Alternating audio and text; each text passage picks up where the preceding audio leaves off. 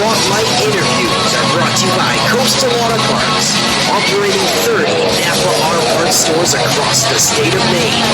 Find a Coastal Auto Parts Napa near you at capnapa.com.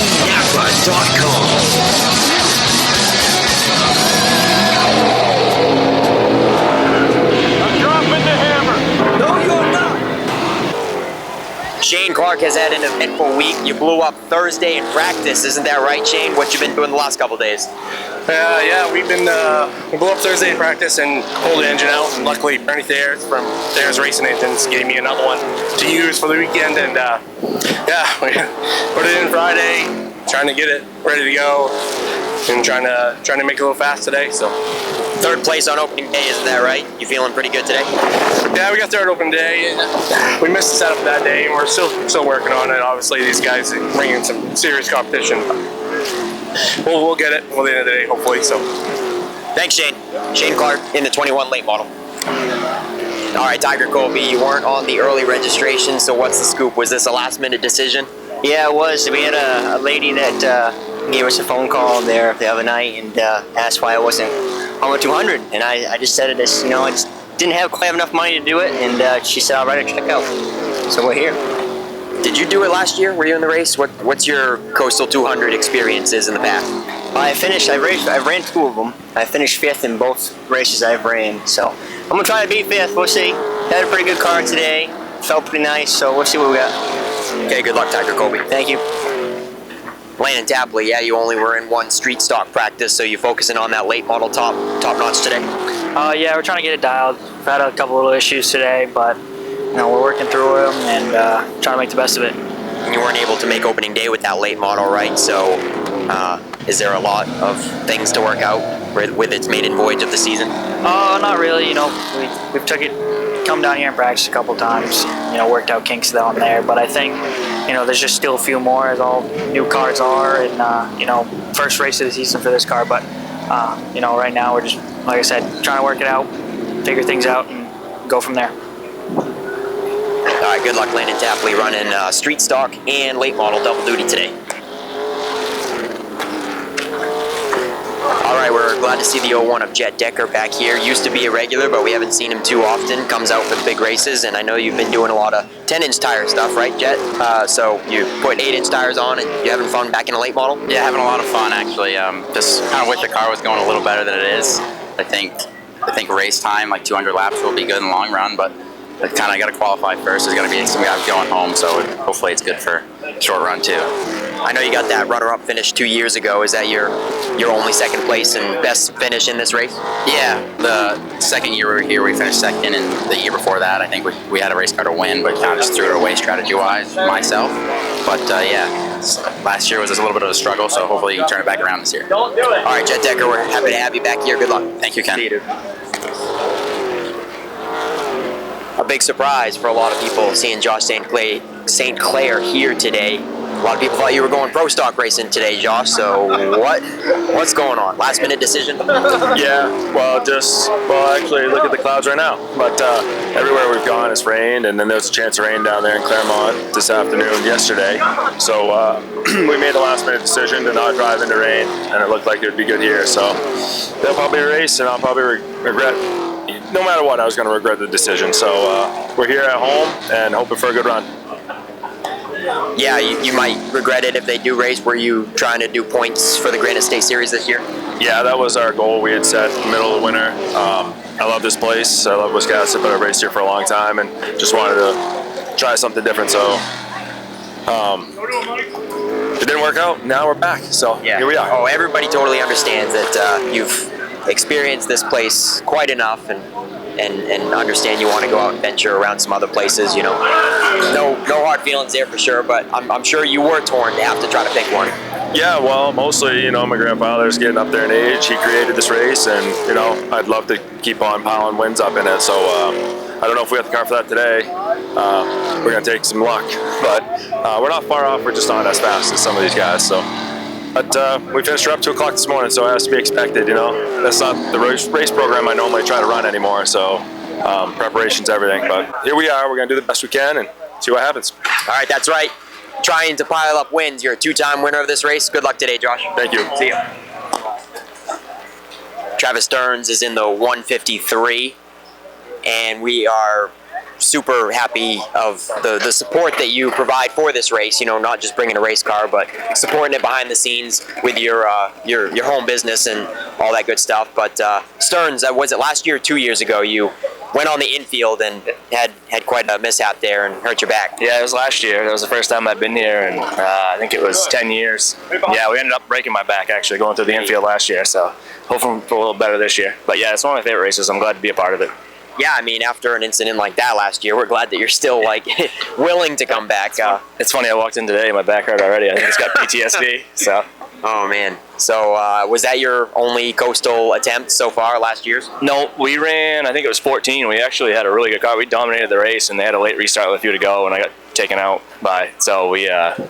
It's kind of one I've always come back to because we should have won that one. We felt we dominated that race. So it's kind of fun, but we haven't had any late models in forever or anything. So this one just got put together actually. Yesterday was the first time I've seen the track since we put it all back together. So hoping for the best. Needed a practice day, didn't get anything till today. It's been a struggle, but we're getting better each time. All right, so you and Mike Hopkins are a bit of teammates and business partners. You've got Stearns Hopkins Racing, so we're glad the SHR team supports this race so much. Yeah, for sure. We both love it. Obviously, Mike's been running here forever, and he runs well here. Typically, if his car is even within the ballpark, he's pretty tough to beat. He just, I don't know what it is. He loves this place, and he gets around here so good. So we always love coming here as a team. So usually I like to help him because we know we're battling for wins, but he's making me race this weekend. So here we are. Cool. I'm glad that he gives you that push to get behind the wheel. Yeah. Travis Stearns in the 153. Good luck today, man. Right, thanks.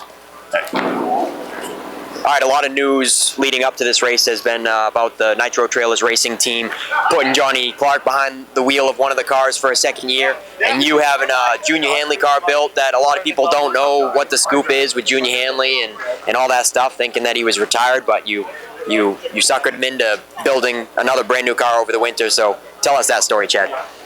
Yeah, talked to him in last fall and tried to get him to build a car, and just, you know, he's 80, so it's a hard thing to do, but I had 3 or 4 people, pulling for me to get this deal done, and I've always wanted one of his cars, and called me about a week before Christmas and said if I still wanted a car, he'd build me a car. So, it's just once in a lifetime opportunity to, have him build me a car like that, and I feel pretty honored to have it.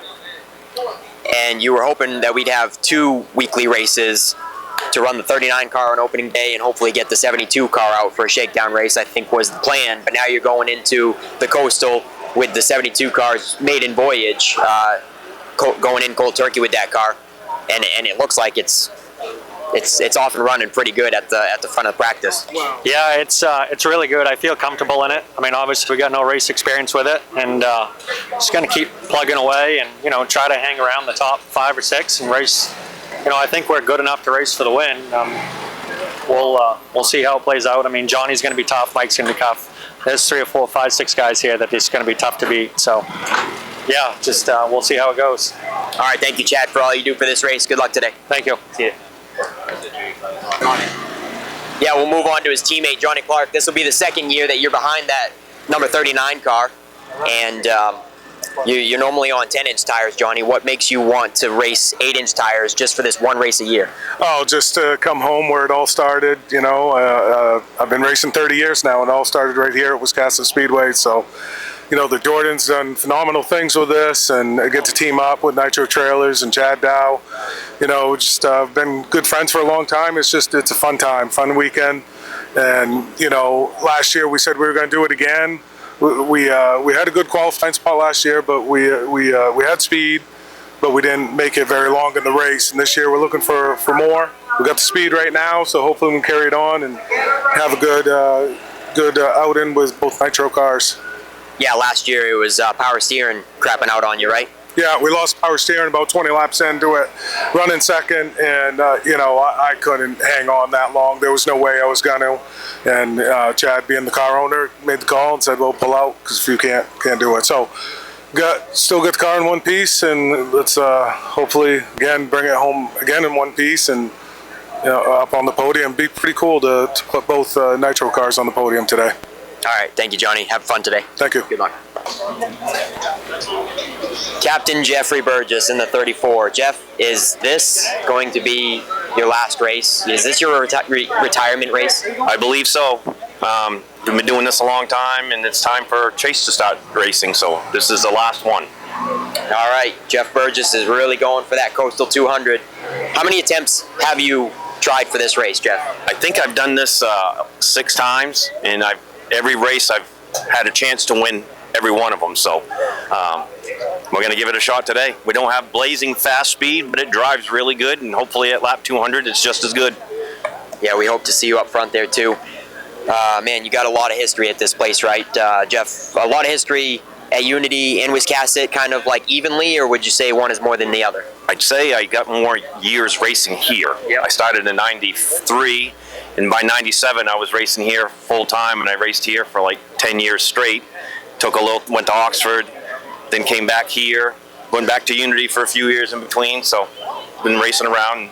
I call this my home track.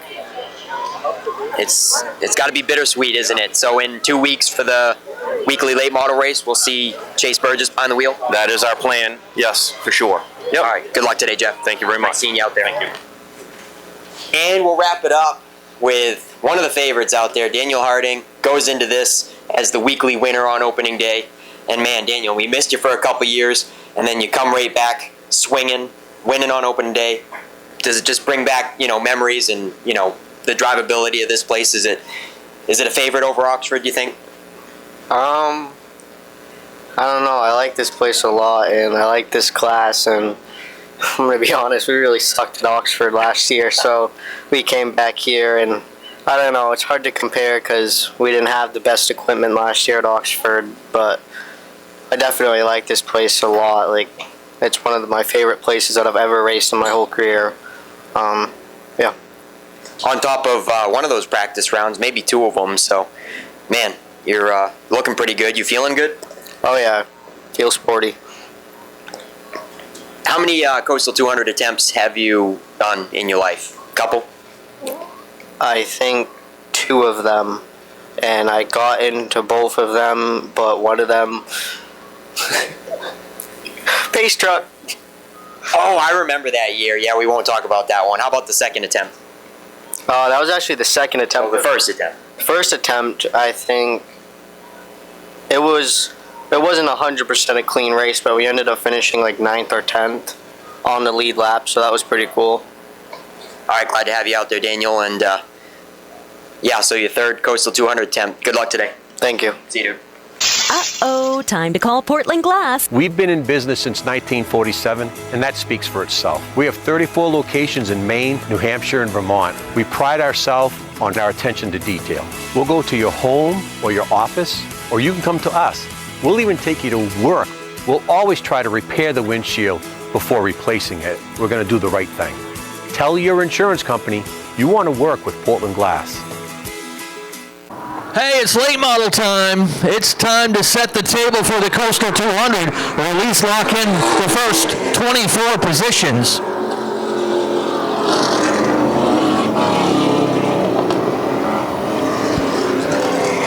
As Nick mentioned, we have 37 late models in the paddock today, so this will be the first of 3 heat races.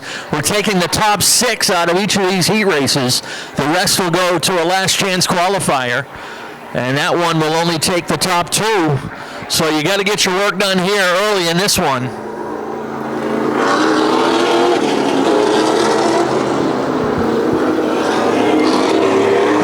Line up for this one goes at the pole in car number 93. That is Kurt Hewins racing for Dave St. Clair today. To the outside, James Doucette in the number 28. How about Kyle Hewins, Kurt's little brother, behind him in the number 12 car. To the outside will be Jet Decker, top 3 last year. Chad Dow's in the number 72. Jeff Burgess outside in the 34. Chris Burgess, he's been on the podium a couple times in that 47. Ryan St. Clair in the 51. 2-time winner Hot Rod Mike Hopkins in the 15H at the back of the field with Frank Moulton. He's the defending late model champion here at Wiscasset. Let's go racing.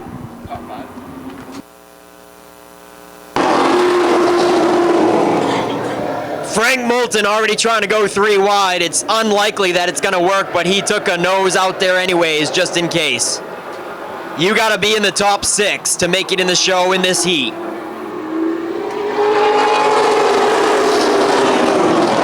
This is the first round of Coastal 200 qualifying, and it's James Doucette.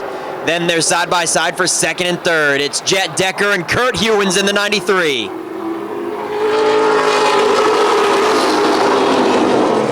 Kyle Hewins hot on his dad's heels in the 12. It's Kurt in the 93 and Kyle in the 12. They're brothers. Brothers, that is, not father and son. They are brothers in the 93 and 12. Side by side for the top 5. Chad Dow on the inside. Jeff Burgess in the 34 in the second groove. That is for 5th and 6th.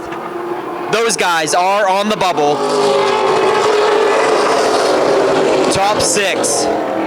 Move on automatically, and the Hewins boys are stacking them up. Kurt Hewins stumbled there, and Kyle Hewins had to check up, and that makes Chad Dow have to lose a half a car length. Here comes Hot Rod Mike Hopkins. That's the bubble position, 6th and 7th. Chad Dow is going backwards, and he's not in the transfer spot right now. He's in 7th.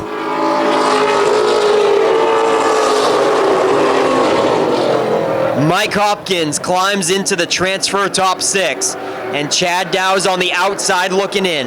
It's James Doucette and Jet Decker pulling away. Jeff Burgess moves to 3rd. Burgess now pulls away from the side-by-side battle. The Hewins boys stacking them up again. Hopkins gets by. Chad Dow's back in the show. Chad Dow up to 6th again.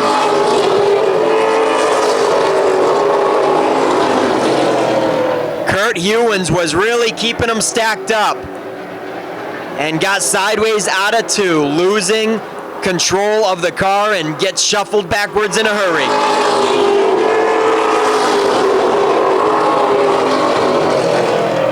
Kyle Hewins closing in on Jeff Burgess for 3rd, all over the back bumper.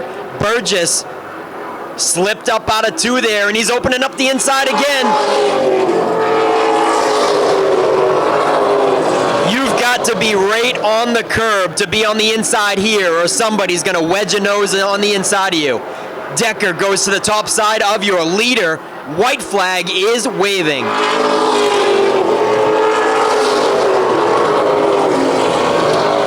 We might have some competition for the transfer spot again. Chris Burgess is all over the tail of Chad Dow for the 6th position. Checkered flag flies for James Doucette.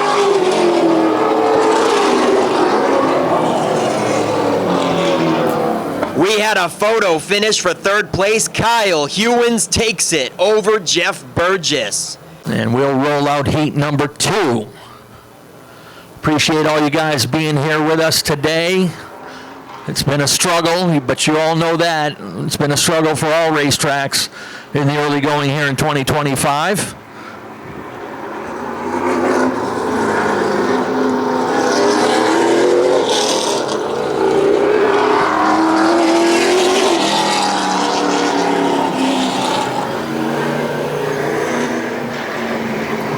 All right, here we go with the lineup for heat number 2. Multi-time champ Will Collins is in car number 25.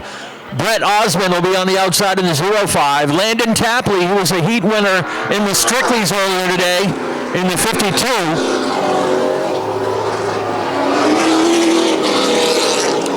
Lining up beside him on the outside will be Travis Stearns in the 153.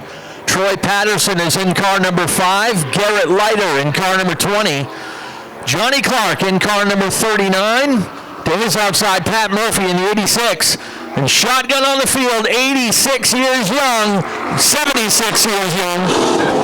I gave him 10 years. 76 years young, Boss Hog Dave St. Clair in car number 14. 3 cars are going to be going to the concees in this qualifier. Top 6 automatically move on. If you finish in the top 6 in these heat races, you can take a deep breath and know that you're already in the Coastal.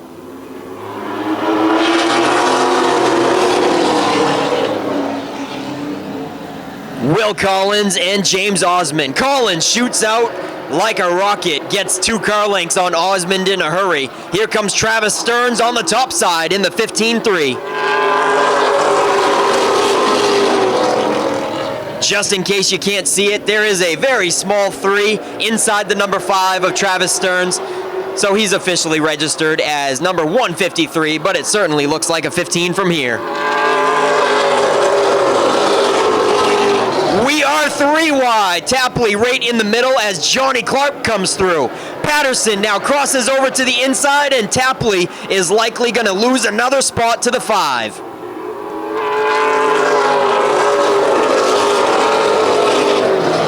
Landon Tapley is in the 6th position.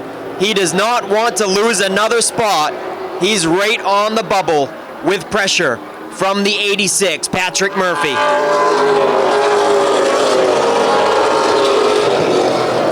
Will Collins extending that lead, almost a straightaway on James Osmond. Osmond is certainly holding his own with a comfortable car length cushion on Stearns in the 153.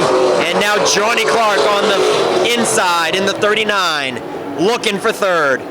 The Nitro Trailers, number 39, moving up the inside. He's going to take over 3rd place at the halfway marker. 6 laps to go.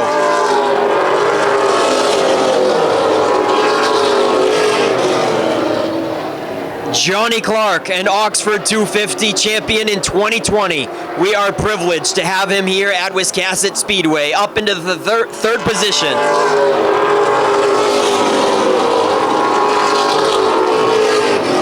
Looks like Landon Tapley is quite comfortable in the 6th position with not a lot of pressure and is hoping to make it in.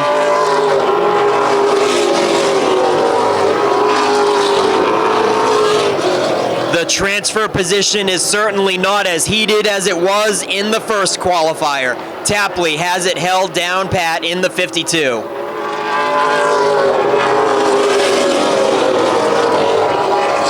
Will Collins looks like he may lead this one wire to wire with 2 to go this time at the flag stand. Since the drop of the green, it's been the 25 car.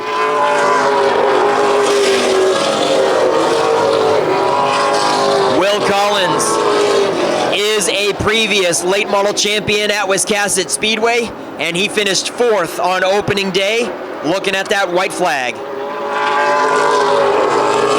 Johnny Clark on the top side of the 05. Brett Osmond. Johnny Clark is not okay with 3rd. He's looking for 2nd now. Will Collins takes the win. On the final lap, Johnny Clark did take 2nd from Brett Osmond for qualifier number 2. Osmond for 3rd. Travis Stearns is in. Troy Patterson and Landon Tapley are in the Coastal 200. As we roll out heat number 3.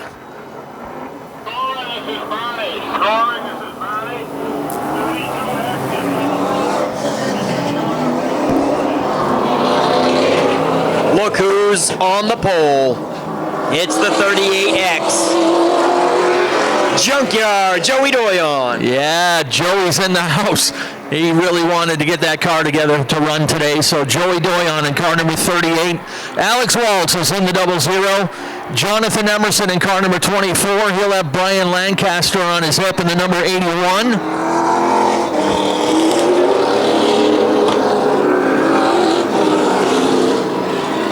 Then on row number 3, you got Tiger Colby in the number 78. Outside with the 72 end of Ben Nile. 2-time Coastal winner Josh St. Clair in car number 14. To his outside, Shane Clark in the number 21. And all the way up from Ocala, Florida in car number 32X, that is Zach Harris. And people are saying, what drew a guy from Ocala, Florida up here to race in Maine? But he's longtime friends with the St. Clair family, and they've sold cars back and forth and stuff and helped each other out when Dave's down in Florida. So Zach repaying the favor and coming up to race with us. He was actually here last year and never made the race.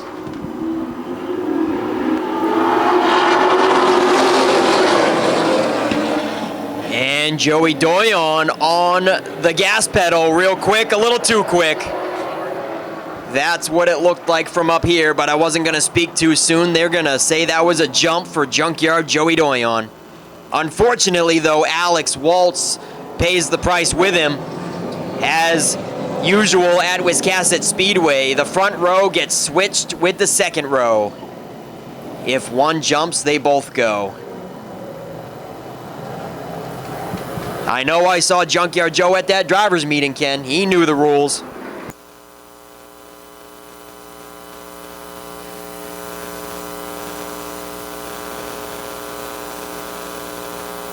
Yep, so we flip row 1 and row 2 on a bad start. We'll try it again. Yep, they do not go. The pole sitter does not set the pace for the restarts. You have to go when the flag waves green. It's like drag racing, folks. You see that green light, and it's go time, but not before you see it. Here we go. New front row, it's Jonathan Emerson in the 24, Brian Lancaster in the 81. Emerson pulls away quickly. Joey Doyon's going to fill that inside as quickly as he can before Lancaster drops down.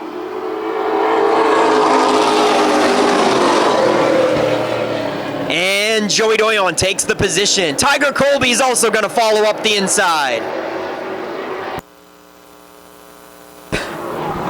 Tiger Colby up to third.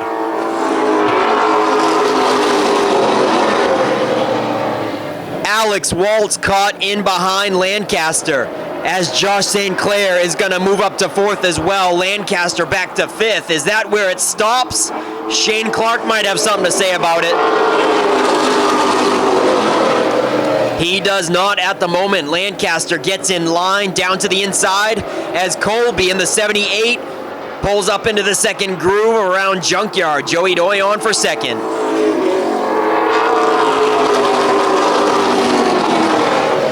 It is all Jonathan Emerson in the 24. This one is smooth sailing for him so far.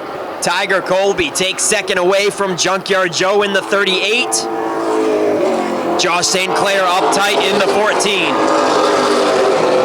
Lancaster in the 81 still holding down fifth, and they are battling it out side by side for the transfer spot. Shane Clark or Alex Waltz, who is going to take sixth? Niall in the 72 knocking on the door. Oh man, it doesn't get any closer than that for sixth and seventh. The top six make it in the show.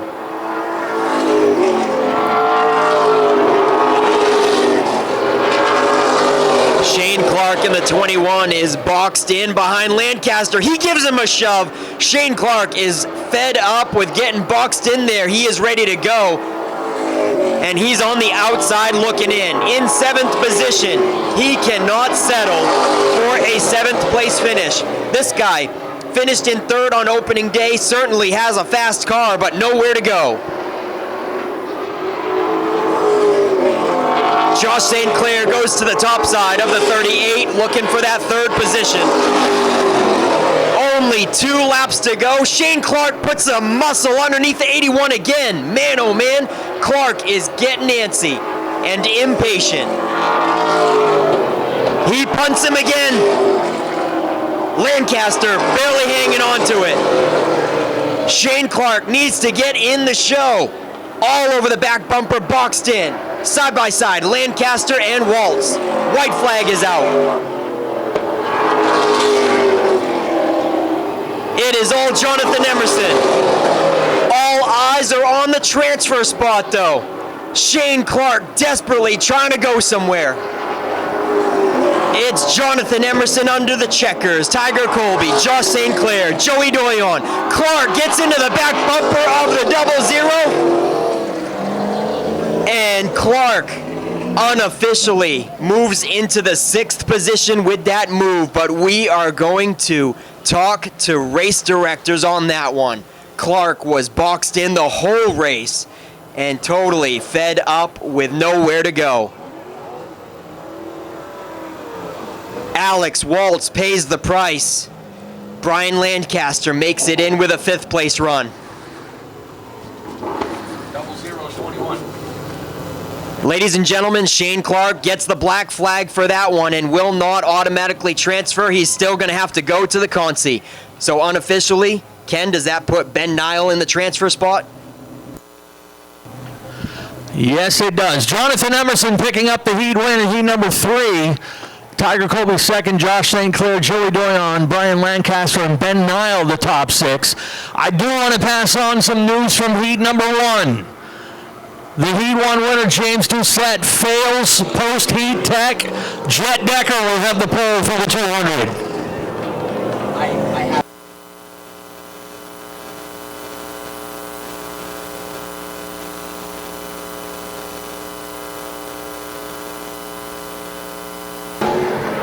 Heat number 4, this will set the rest of the field for the 200. The rest will have to go to the last chance qualifier. Opening day winner Daniel Harding is at the point in car number 38. Randy Barker III in car number 8 to his outside.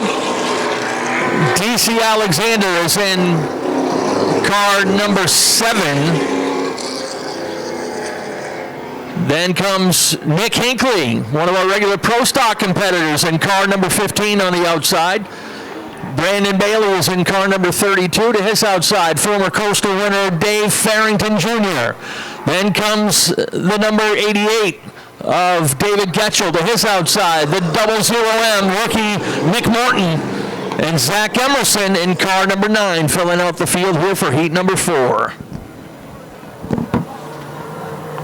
This is the 4th and final qualifier for the first round of Coastal 200 qualifying. After this will be intermission time.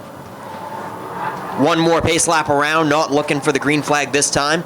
Top 6 will transfer, 3 of them in this heat will go to the consies.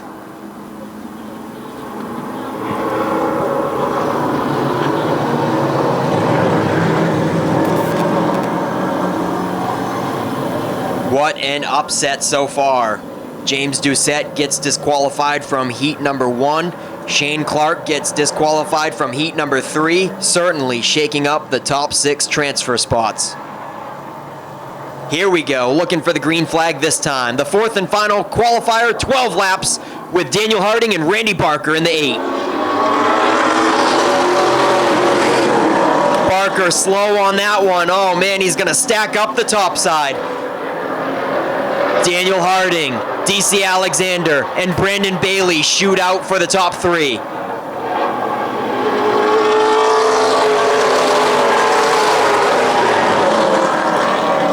The inside opens up for Randy Barker to get down there, and now Hinkley's on the move in the 15. He gets around Dave Getchell, and the 9 is also moving. We got smoke out of the back of the 88.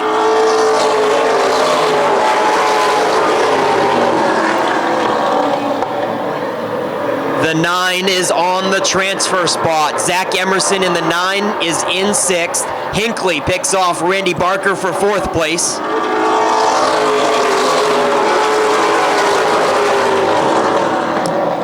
Daniel Harding, the opening day winner 2 weeks ago, is pulling away from DC Alexander and Brandon Bailey.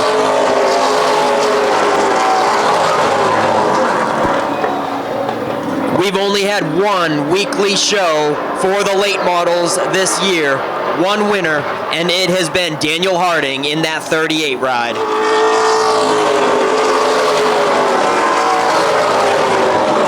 Nick Hinkley has arrived to the party in the 15, making it a 3-car battle for 2nd, 3rd, and 4th at halfway. 6 to go.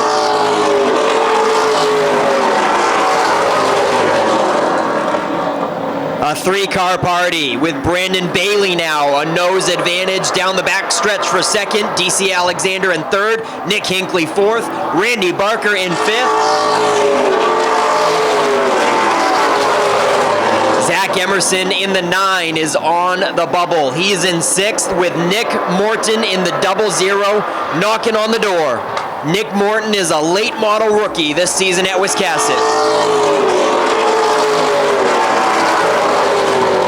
And very surprisingly, Ken, Dave Farrington really doesn't have much under that hood in the 23 car. He has finished in the top 3 multiple times at Wiscasset Speedway in our crown jewel events. Whether it be the Coastal, we got a spin going into 1. The 9 is going around on the infield. Oh, and it's a wet one, folks. He's going for a swim in turn 2 with 2 to go.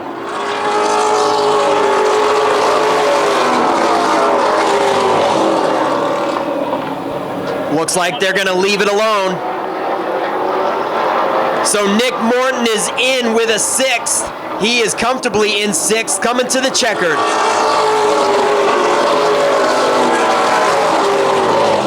What a break for Nick Moulton, ladies and gentlemen.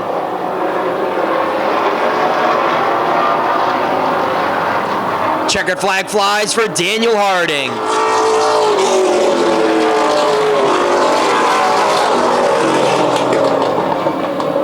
What a break for Nick Moulton. He has got a lot of fan support here behind him. An underdog rookie in the 00 makes it in unofficially with a 6th place finish in the final qualifier. Yeah, quite an opening day for this kid as well. On Mother's Day, took home the opening day late model win. He is the youngest champion in this track's 56-year history when he won a title at 11 years old. He's a ripe old 15-year-old now. In the number 38 out of Fairfield, Daniel Harding is your heat winner.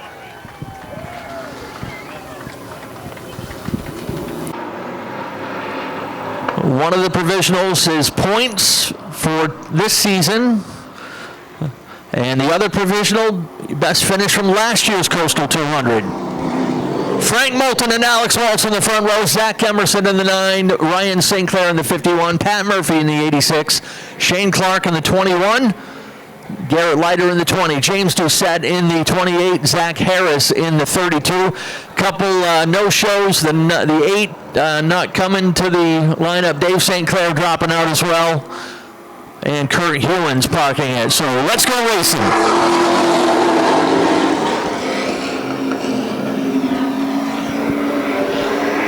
Frank Moulton is the reigning late model champion here at Wiscasset Speedway.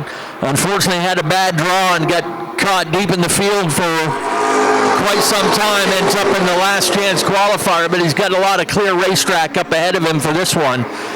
Alex Waltz had a transfer spot, but he and Shane Clark tangled on the last lap.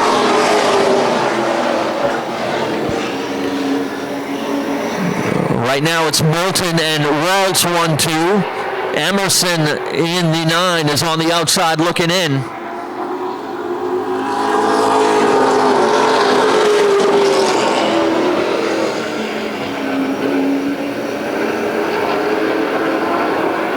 Shane Clark working hard on the outside, trying to get around the 86 of Pat Murphy. They'll lean on each other a little bit. Murphy drifted up wide, open the bottom side for James Doucette in the 28. Doucette had unofficially claimed the pole for the 200, but failed post-heat inspection and ends up starting at the tail of the last chance qualifier.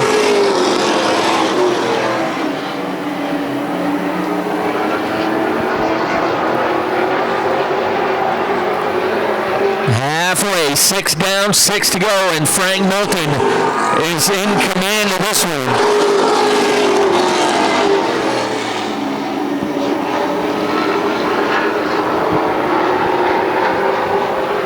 Garrett Leiter dropping out in the 20. He'll head down pit road.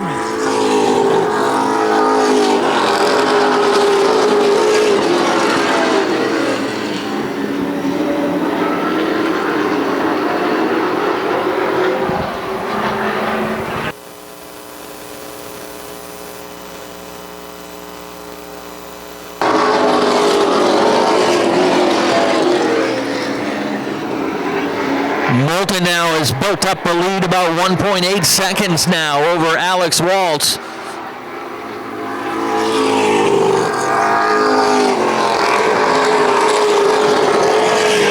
Zach Emerson about a half second behind Waltz, but running out of time.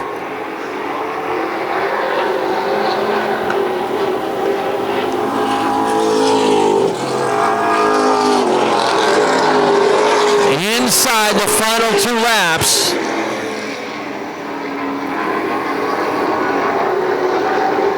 White Laundry flies. Frank Moulton just 3/8 of a mile to go.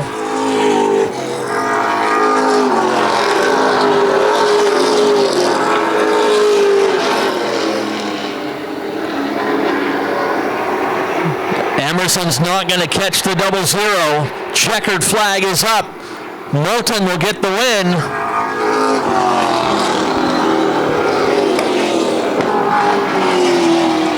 Wallace Roofing has been covering houses for over 30 years. Wallace Roofing protects your home from the craziest Maine weather that's thrown our way. And that makes us so excited we often break out into dance. We will be on top of your roof because we know it's the shingle most important part of your home. At Wallace Roofing, we know that a good roof is not just overhead, it's the life of the party. Call Wallace Roofing today and let's get this party started.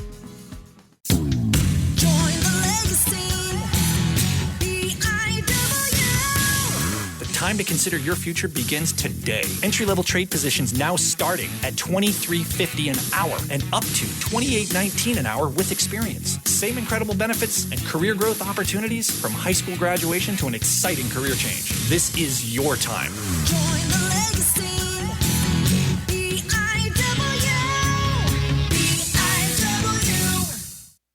If you are a Subaru enthusiast and you haven't shopped Norm's Used Cars in Wiscasset, you are missing out. Norm's Used Cars specializes in previously enjoyed late-model, low-mileage Subarus, all hand-picked and meticulously gone over to be like new to you.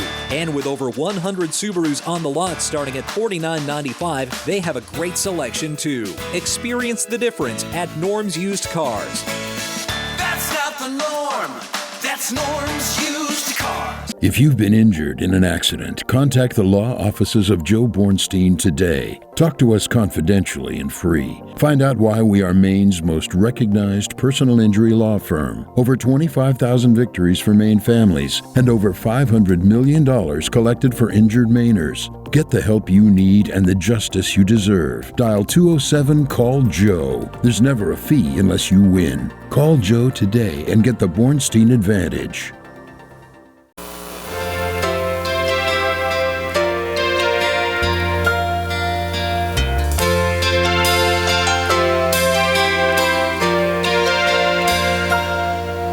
If tomorrow all the things were gone, I'd worked for all my life, and I had to start again with just my children and my wife. I thank my lucky stars to be living here today, 'cause the flag still stands for freedom, and they can't take that away. And I'm proud to be an American, where at least I know I'm free. And I won't forget the men who died, who gave that right to me. And I gladly stand up next to you and defend her still today, 'cause there ain't no doubt I love this land. God bless the USA.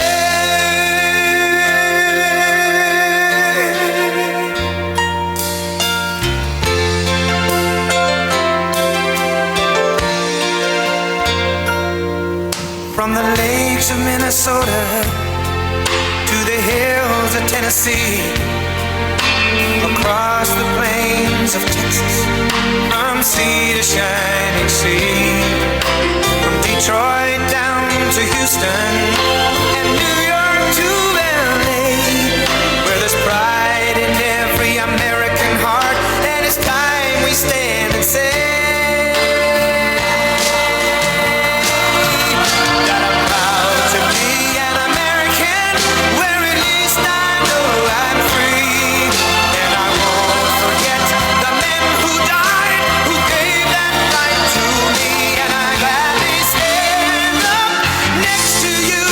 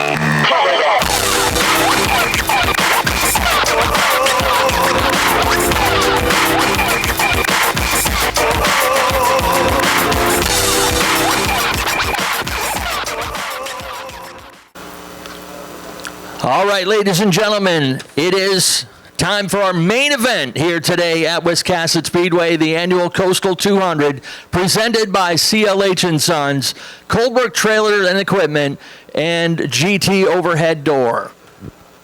We want to thank you guys all for being here with us today, but we have some special guests in the house that we want to recognize. I know a lot of you are standing, but if we could, for just a moment, if you are a veteran or active duty military, please stand up, wave your hat, and be recognized so we can thank you for your service to our country.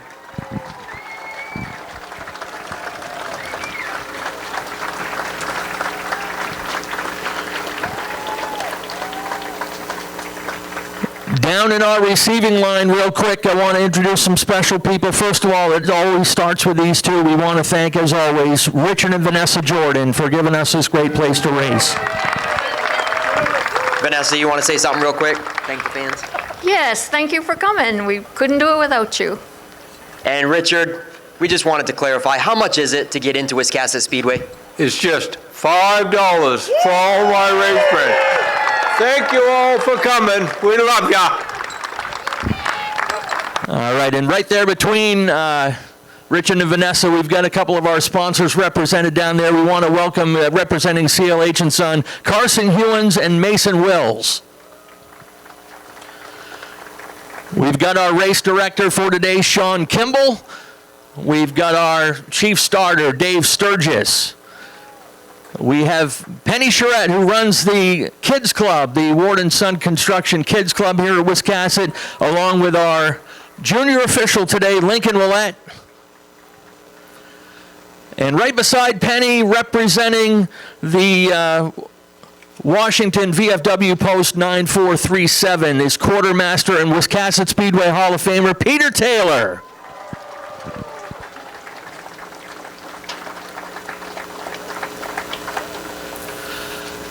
At this moment, we ask that you all please rise, remove your hats, and direct your attention to the flag in the middle of the infield, as Peter Taylor will deliver our invocation, followed by the national anthem. Find it for us.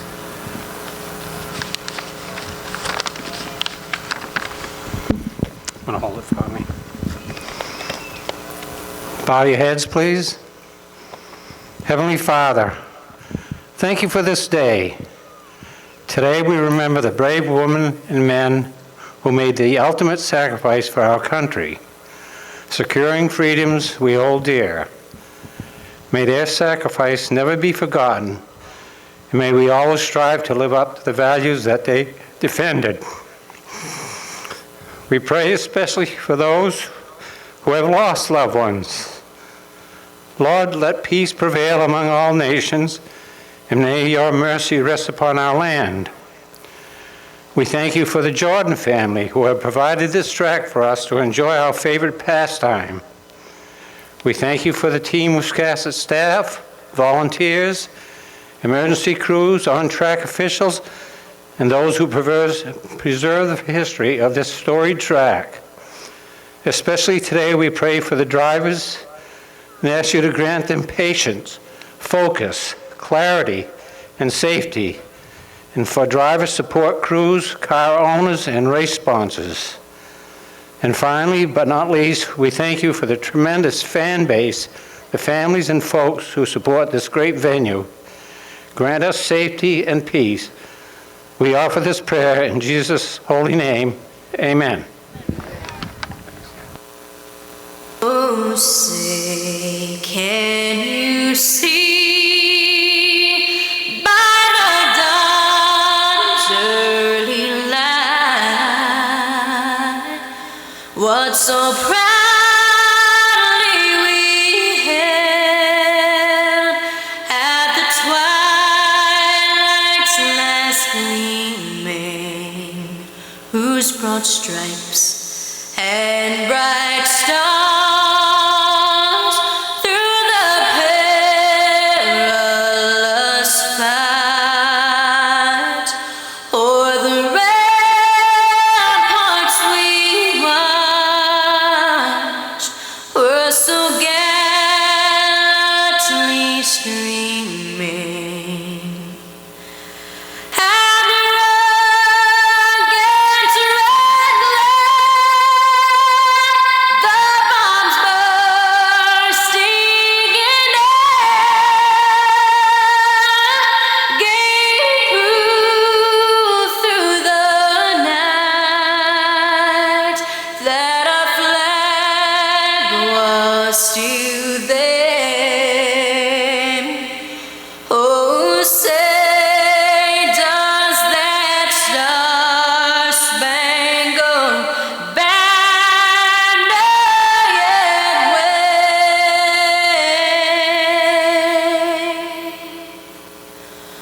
o'er the land of the free and the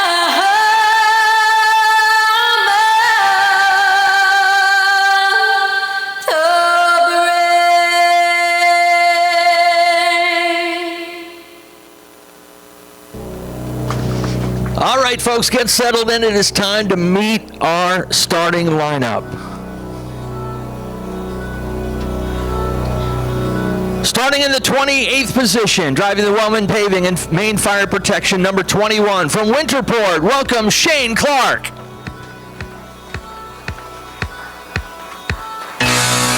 In the 27th starting position is a two-time street stock champion in the Rowan Sons Trucking and John Thurlow Incorporated, number 9. From Sabattis, welcome Zach Emerson.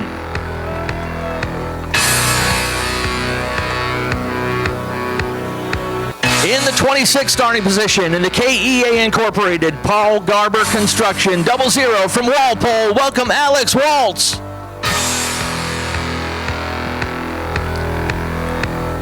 Our defending late model champion starts in 25th today in the Survey Incorporated and D. Larrabee Construction, number 15 from Pittston, welcome Frank Moulton.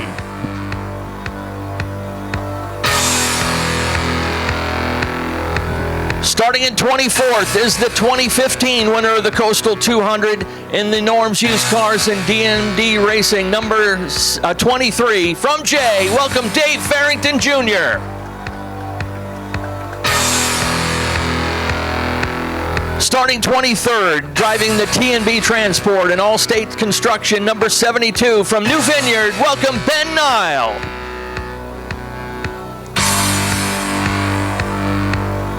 Starting 22nd, driving the EJ and Sons Heavy Equipment and Bully Box Storage, number 52 from Washington, welcome Landon Tapley.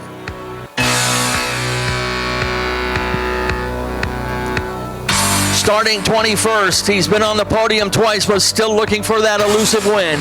In the Spencer Group Paving and Bob Gilman, number 47 from Hartford, welcome Chris Burgess.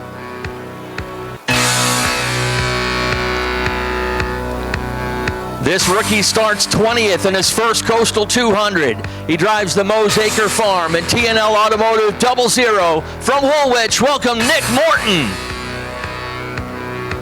And Ken, Nick Morton is going to take the Back to the Front Challenge. All right, well, hopefully we'll see if that'll work out for him.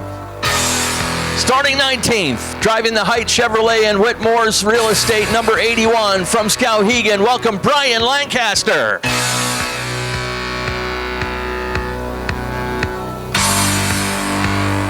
In the 18th starting position, driving the Wellman Paving and Patterson Trucking, number 5 from Swanville, welcome Troy Patterson.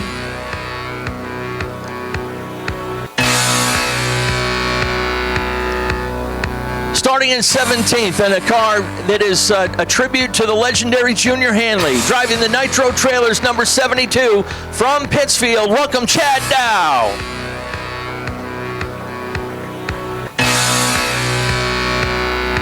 Starting 16th, in the Gray Earthworks and Max Designs, number 7, from Carmel. Welcome, DC Alexander.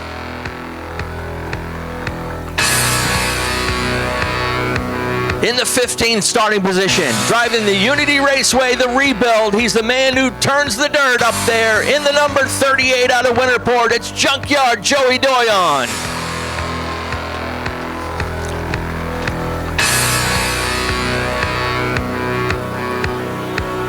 In the 14th starting position, driving the Colebrook Trailers and Stearns & Daughters LLC, number 153 from Auburn. Welcome, Travis Stearns.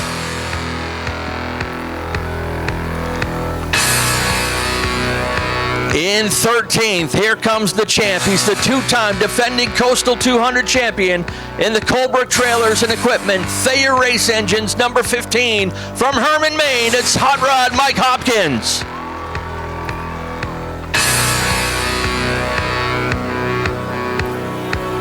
Starting 12th, driving the Four Seasons Automotive and Boundless Impressions Printing and Embroidery, number 32. From Woolwich, welcome Brandon Bailey.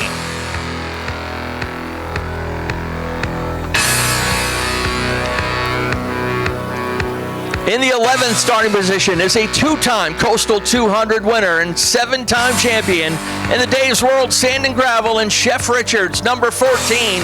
From Liberty, welcome Josh St. Clair.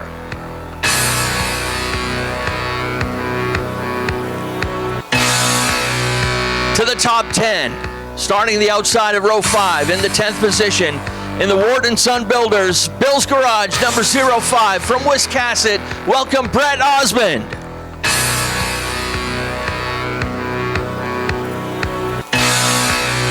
In the 9th starting position, driving the LL Consulting and Marshall's Machine Shop, number 34. From Fairfield, welcome Jeff Burgess.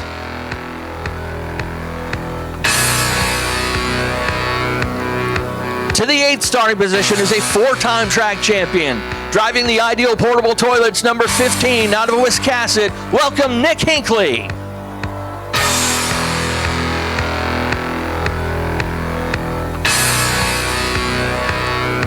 In the 7th starting position, driving the Colby's Auto Center, number 78, from Dresden. Welcome, Tiger Colby.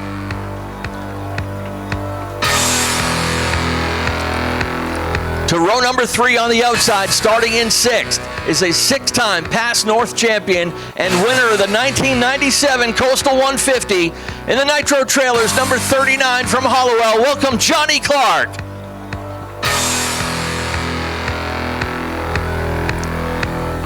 To the inside, starting in the 5th position, driving the Spencer Group and Delano Motorsports, number 12 from Oxford. Welcome, Kyle Hewins.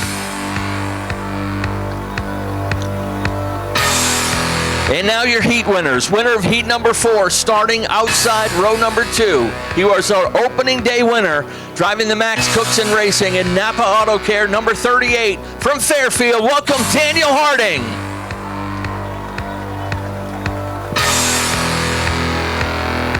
Winner of heat number 3. He drives the Yankee Yardworks in Emerson Pilot Cars, number 24. From Oxford, welcome Jonathan Emerson.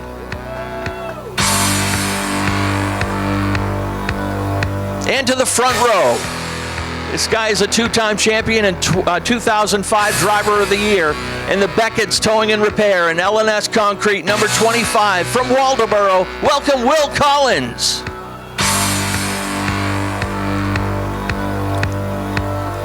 And at the pole position, he drives the RLH Enterprises and Home Auto Group, number 01. It's the Thrill from Chesterville. Welcome, Jet Decker.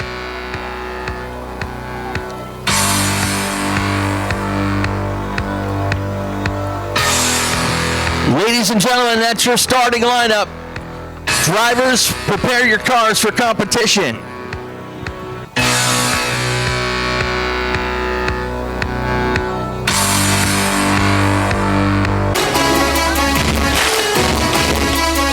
All right, ladies and gentlemen, our drivers are ready. Are you?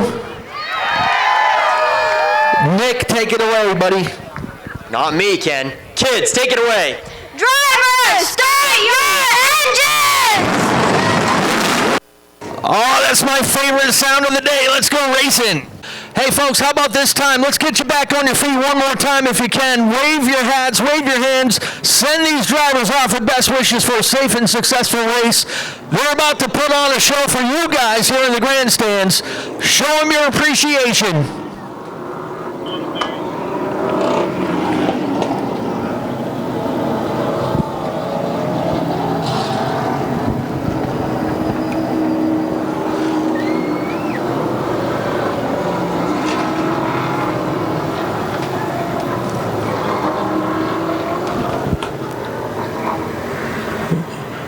We now put the field in the direction of race director Sean Kimball and chief starter Dave Sturgis. Mike Carlton's working over there in turn 1 and 2. Sean Dickinson on the backstretch wall. Nate Sennett over in turn 3 and 4. Barry Morris behind the wheel of the Norms Used Cars Ford Mustang pace car.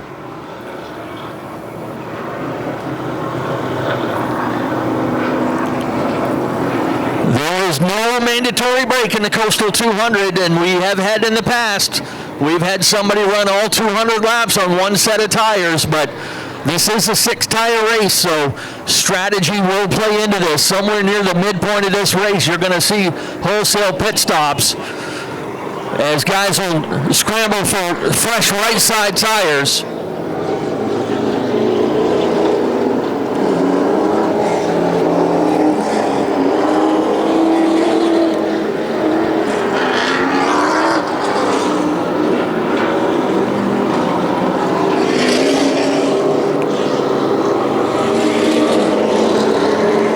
Fast laps behind the pace car, get the tires warmed up and ready to go.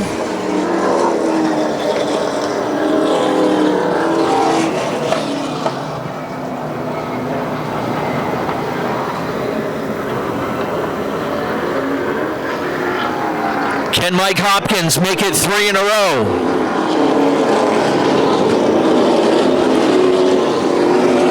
Can Josh St. Clair get his 3rd and join a group that includes Ben Ashline and Scott Chubbuck as the only 3-time winners of this race?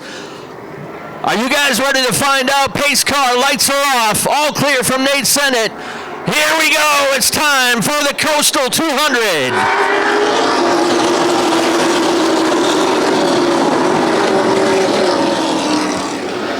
Boogity, boogity, boogity, down the backstretch. It is Will Collins with a little advantage on the outside of Jet Decker. A little beating and banging mid-pack with Daniel Harding and Kyle Hewins. Collins able to drive around the pole sitter and take the lead for himself.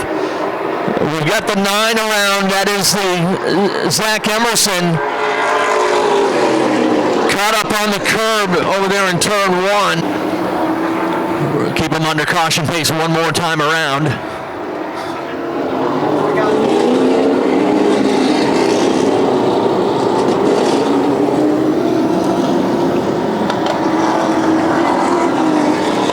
Lights off on the pace car, going back at it. Lead pair remains the same, but they've switched sides. Will Collins has the point now. Jet Decker outside.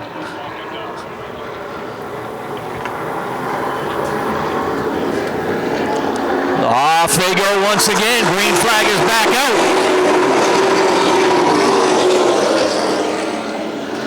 Everybody scrambling to turns 1 and 2. Collins back with a little advantage. Decker hanging tough on the outside. Here comes the 24 of Jonathan Emerson on the inside. Emerson trying to wrestle second away from Jet Decker. Hinkley is in the picture. Johnny Clark right there as well in the 39. That's your top 5.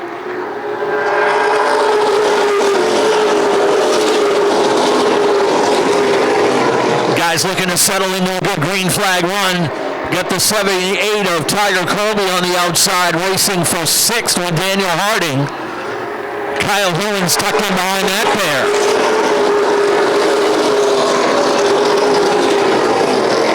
Jonathan Emerson testing the outside in the early going, see what he's got.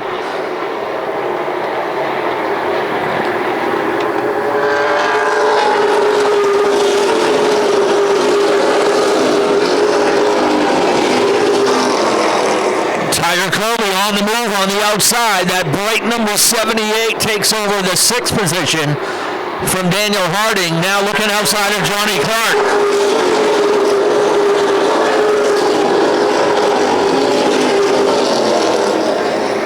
Colby settles it in behind the 39 now to claim 6th place for himself. Emerson up front looking outside of Will Collins.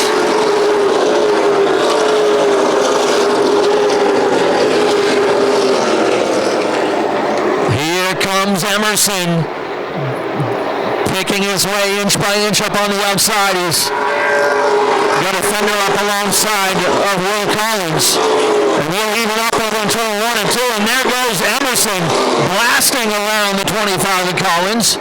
That didn't take long. Collins looking at the long run. Will Emerson be the jackrabbit?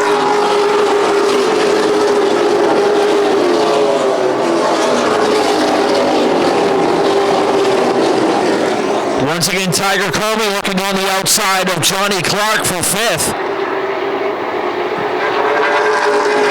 These guys do have a little bit of extra grip out there in the outside lane. And a couple drivers not afraid to use it. They'll even up for the 5th position. Clark in the 39. Colby in the 78.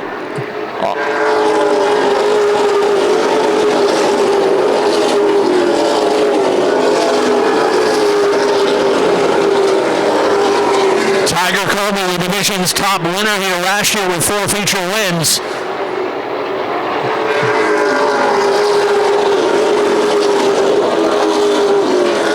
And he did a lot of it just that way. Not afraid to use that outside lane. 12 laps complete, will make it 13 by the stripe this time.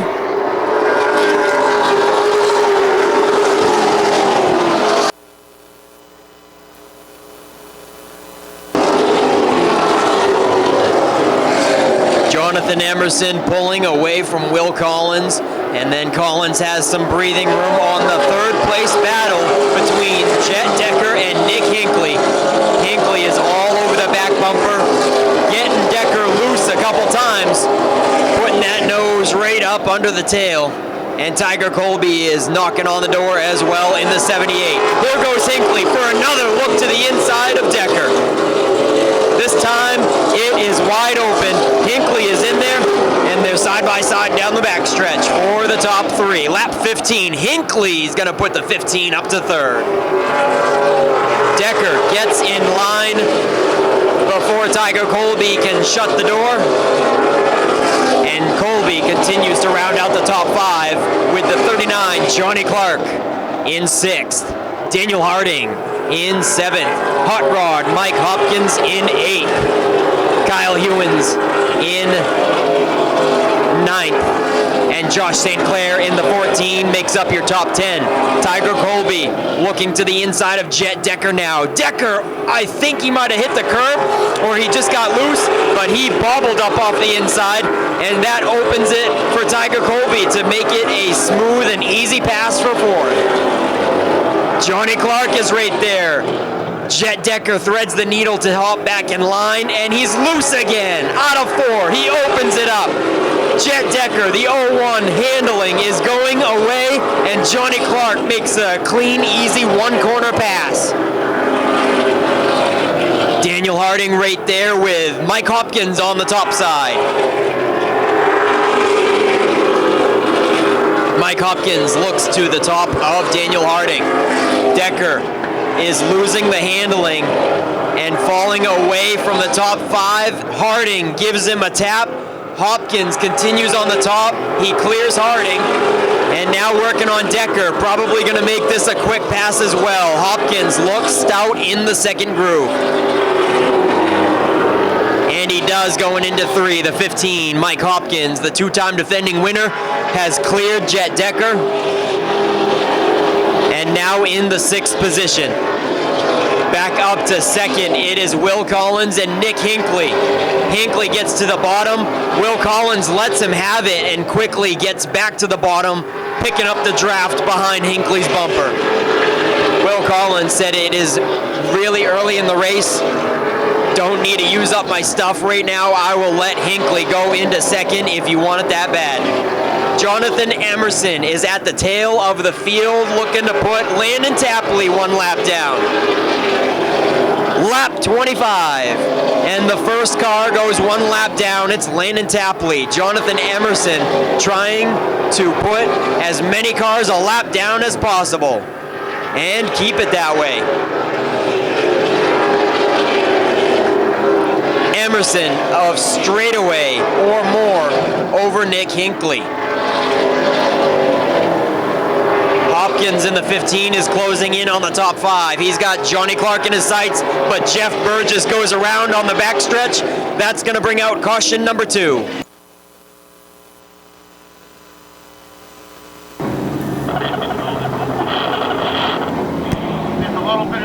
The 34, Jeff Burgess, hops down pit road after the single car spin, bringing out yellow flag number 2 in the 2025 Coastal 200. Yeah, second caution of the race comes out with 26 complete. Let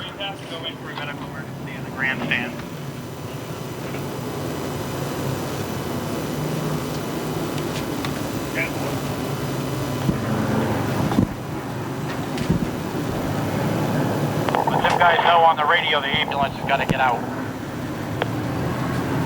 Jeff Burgess, the first car to utilize the infield hot pits this year and in this Coastal 200. Go ahead, Colby. Makes quick adjustments, and Burgess is back off and running in the 34. Yeah, medical crew just needing to get to attend to somebody over here on the grandstand side, so just giving them the room to get out there.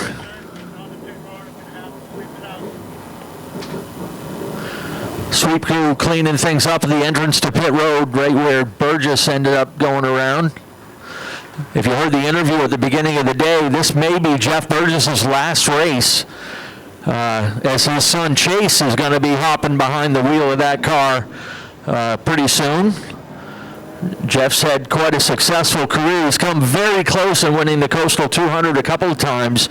Matter of fact, one year people may remember had the dominant car and accidentally picked the wrong lane and made contact with a lap car, and Chris Thorne ended up sneaking in to grab the win from him.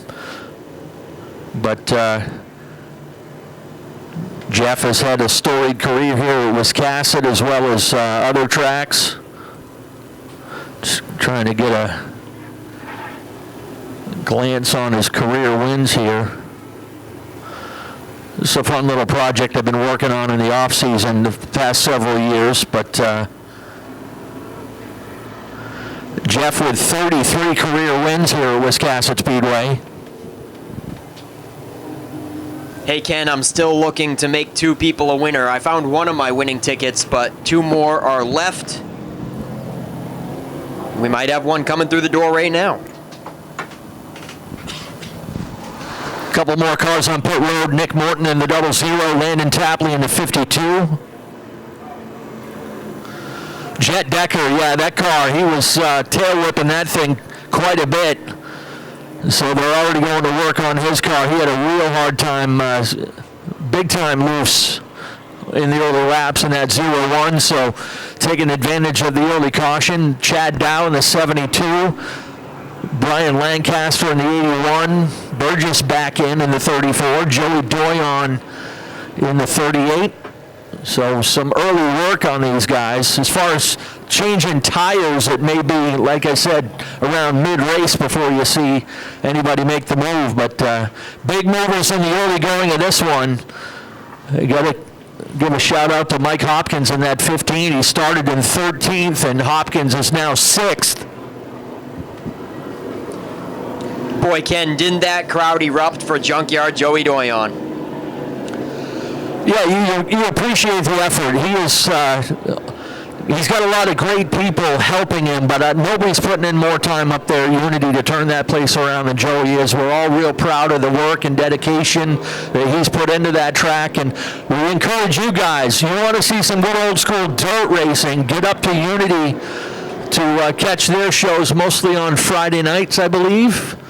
Occasional Sundays as well, and they bring in the big-time dirt sprint cars, too. Sprint cars of Northern New England. Yep, his racing season hasn't started yet. Maybe for this reason. He wanted to focus his attention to putting a car in the Coastal 200, but keep tabs on their Facebook page, Unity Raceway The Rebuild, to find out their race schedule and when their opening day begins.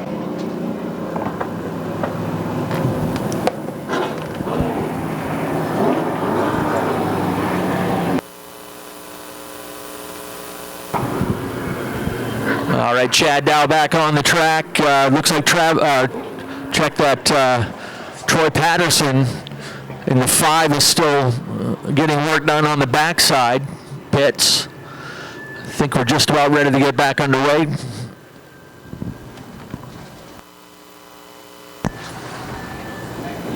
I don't know. I believe they're here, so no.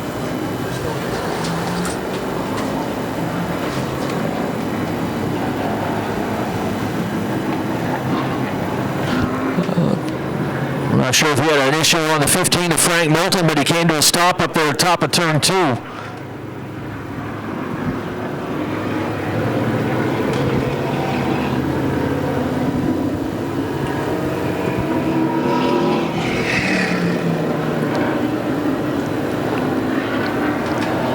Jonathan Emerson had quite the lead over a straightaway.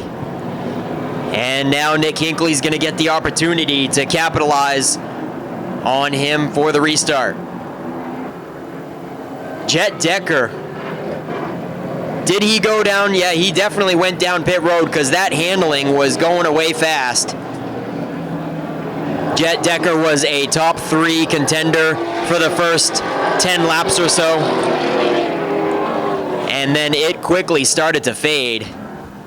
And he took advantage of the caution to make adjustments on the infield.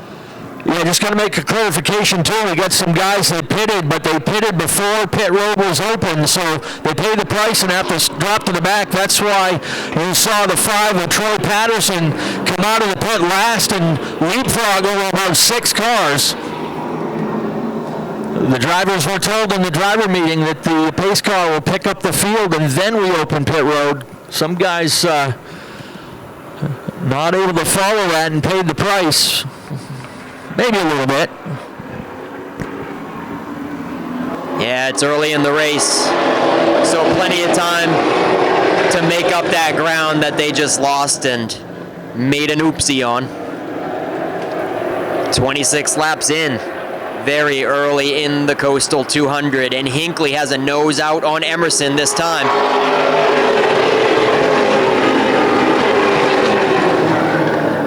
Emerson is still there.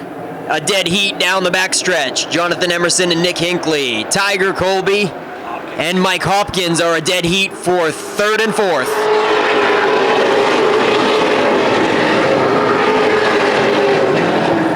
Will Collins rounds out the top 5. Johnny Clark lost a couple spots. He just restarted this in 5th, and now he's in 7th.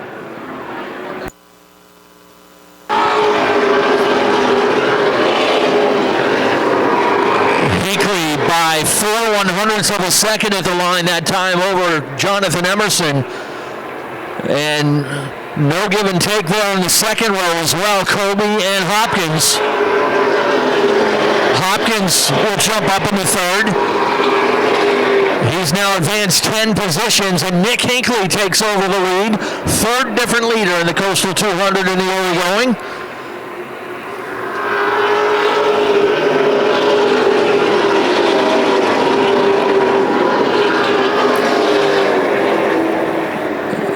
Mike Hopkins loves big races at Wiscasset Speedway. He's a 3-time winner of the Boss Hog 150.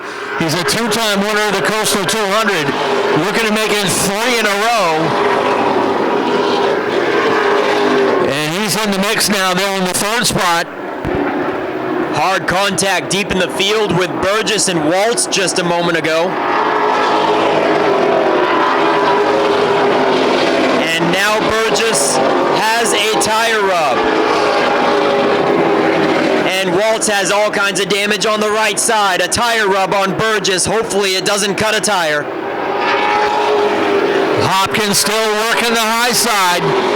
Plenty of elbow room out there for the 15, and now we got a pair of 15s up front. It is Nick Hinkley in the lead. Hopkins now to second. Emerson third. McCoby wants that spot.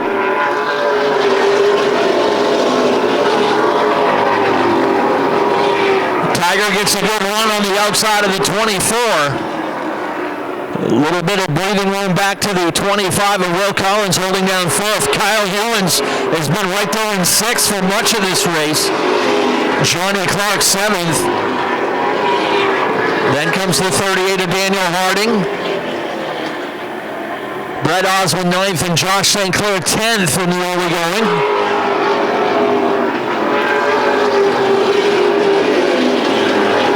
Things get settled down again. Josh in the 14 working the high side of DC Alexander. Couple guys finding the grip out there and doing very well with it. Travis Stearns out there as well in the 153.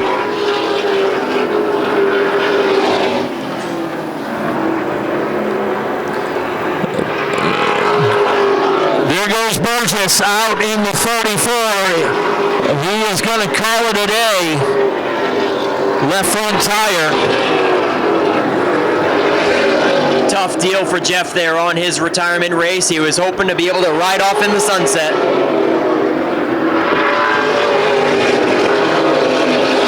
For quite a while, we've had a battle between one of the youngest guys in the race and one of the oldest guys in the race. Harding and Johnny Clark have been going at it, but now they're closing in on Will Collins. 4 cars under a blanket.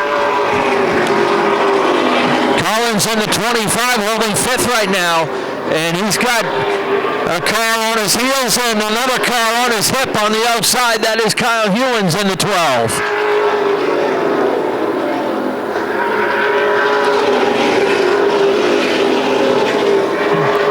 Meanwhile, up front, Tiger Kobe trying to wrestle second away from Mike Hopkins.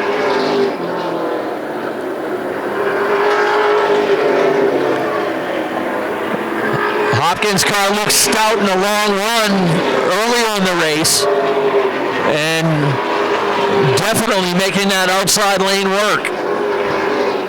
Things starting to come unraveled there in that next group back. Kyle Hewins now has 5th. Johnny Clark 6th. Collins desperately trying to hang on. And here goes a race for the lead up front. Mike Hopkins hammer down on the outside. 4th different leader of the Coastal 200 is now Mike Hopkins.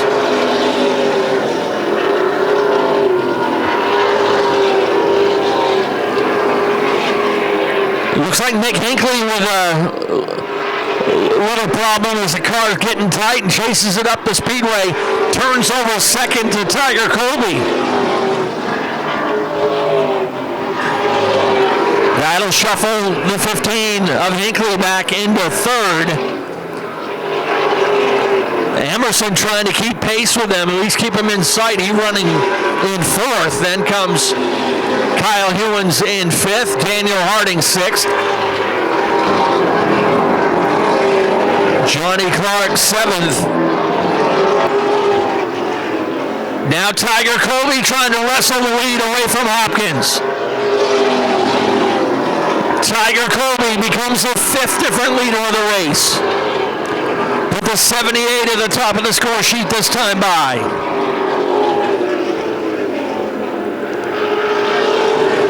First 50 laps, 5 different leaders of the Coastal 200.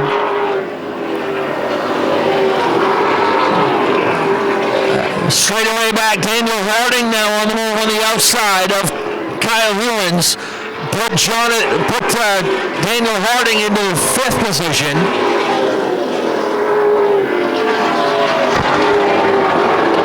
One quarter of the way through the race. Lap 50 goes to Tiger Colby. Mike Hopkins, Nick Hinkley, Jonathan Emerson, and Daniel Harding round out the top 5. We're going to have a race within a race here in just a little bit. A $1,000 bonus is on the line for lap 100. This race pays $15,000 to win, but you take that $1,000 bonus, and the max it could be is $16,000 to win.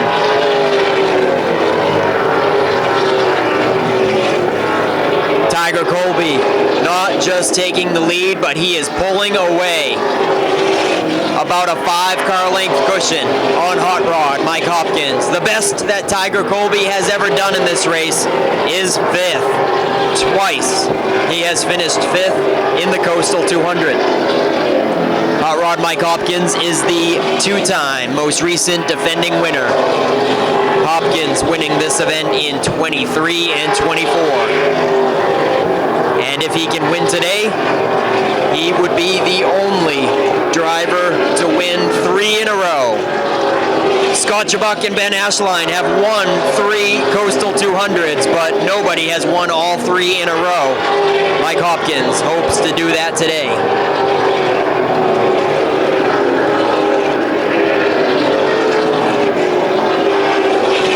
Kyle Hewins falling away from Daniel Harding. Harding still makes up your top 5, and Hewins and Johnny Clark have a little battle between themselves for 6th and 7th. And then it is a long ways back for 8th position, Will Collins, who's got a rear view mirror full of a lot of competition. He pretty much leads the second half of the field there as they're stacked up behind him. DC Alexander, Josh St. Clair, Frankie Moulton, all of them knocking on the door behind the 25 Ford of Will Collins.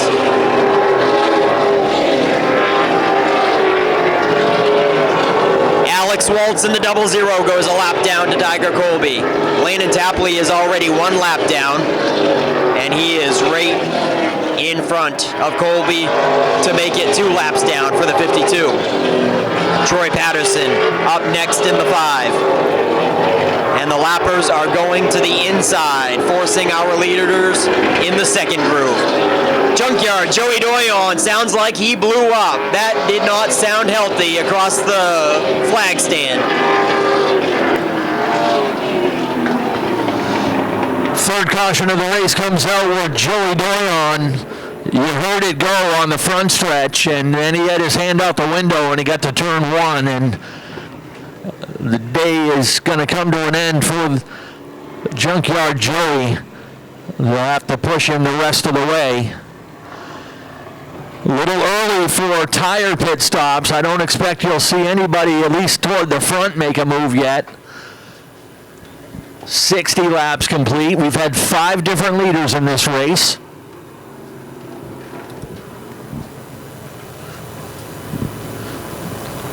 No lucky dogs in this race, by the way, if you were wondering. If you want to get back on the lead lap, you're going to have to work for it.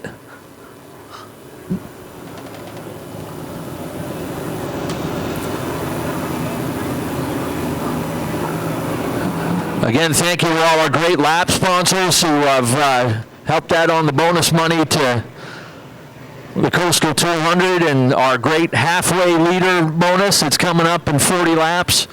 Survey Incorporated and Yankee Yardworks joining together to throw $1,000 on the halfway leader.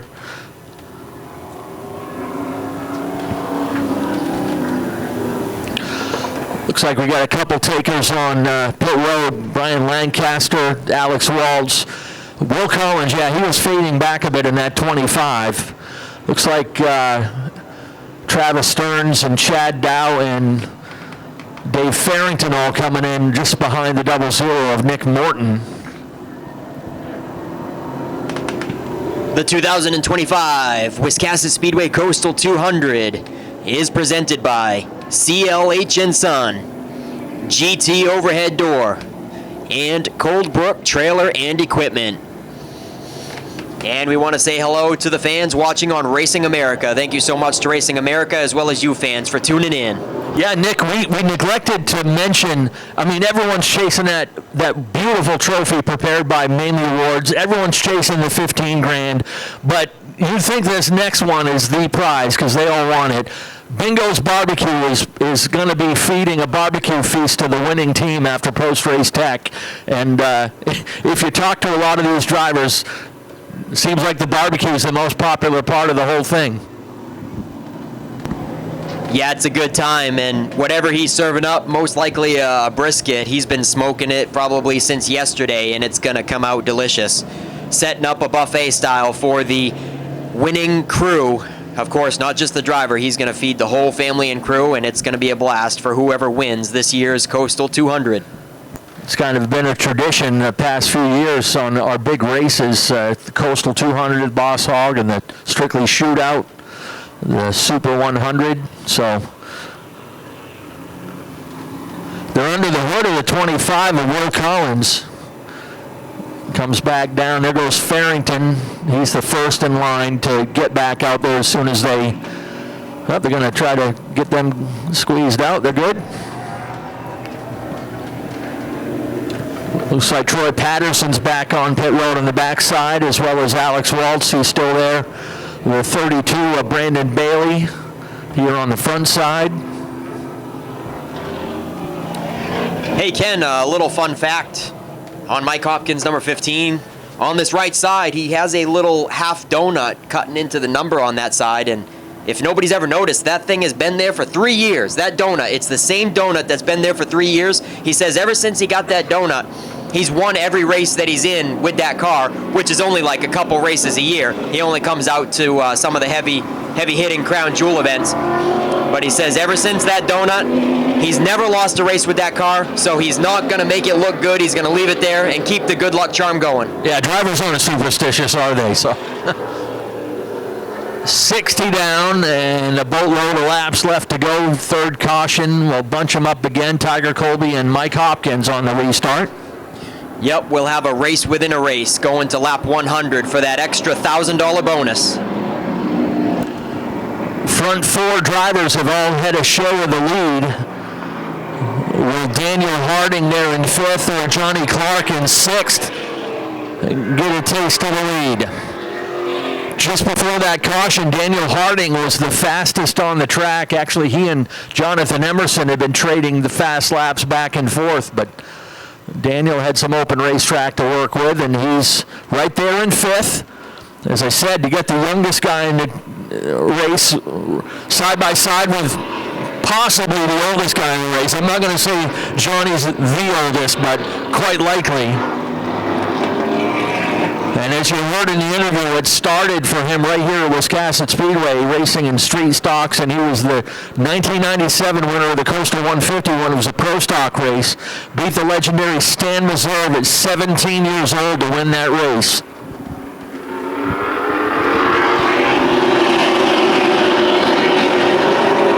Back underway. And no quarter yet up front between that lead pair. Tiger Colby, fourth generation of the Colby family. And Mike Hopkins. Hopkins nearly had him cleared. He'll finish that pass onto the backstretch. Not sure if you'll see him go to the bottom though. That 15 car's been hooked up on the outside.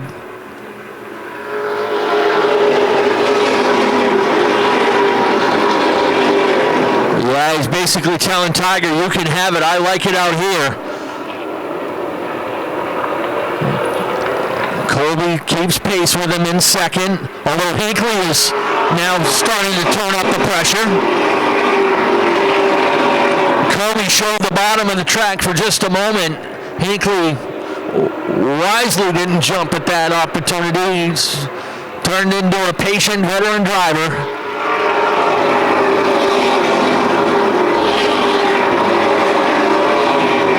Jonathan Emerson pedaling hard on the outside. A couple of the young guns, Emerson in the 24, Harding in the 38.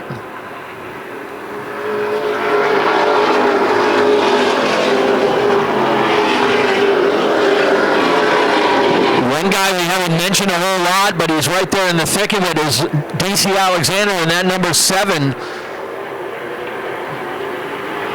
running in the 7th position.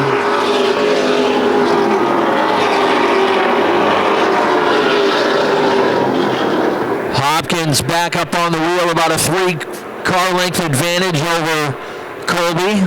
And again, not even worried about the bottom side of the track. He's out there in the grip and ripping the top side. Daniel Harding finally finished the pass, put the kid up in the 4th. Or check that, 4th place for the 38.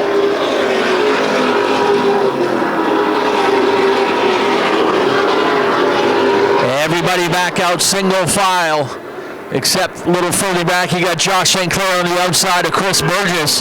He'll finish that pass. That's back there for 11th and 12th. And once again, here goes Tiger Colby on the move on the inside. Hopkins gave him that inside lane, and the car's coming back to Colby. He'll retake the lead.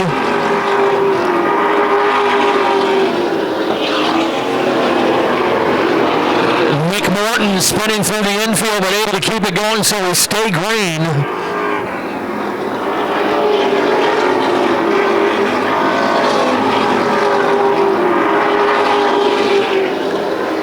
Looks like Jonathan Emerson starting to slip back a little bit. Gives over a spot to Johnny Clark. Put Clark into the top 5 now.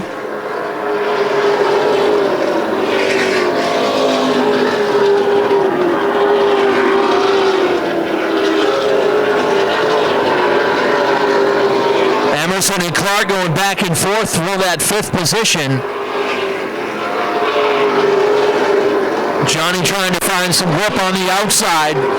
Not quite there. Finally gives that spot back. Daniel Harding. The 38 car is up in the 3rd. The kid is on the move.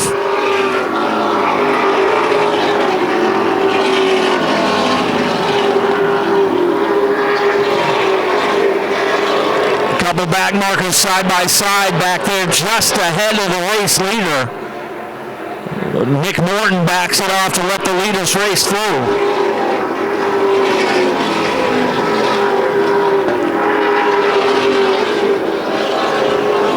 Another guy quietly on the move is Frank Moulton.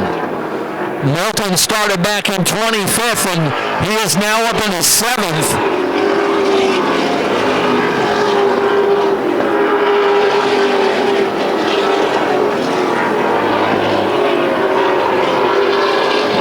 Breathing room for the 78 of Tiger Colby, about 4 car lengths, half a second up on Mike Hopkins. Daniel Harding actually closing ground on the champion.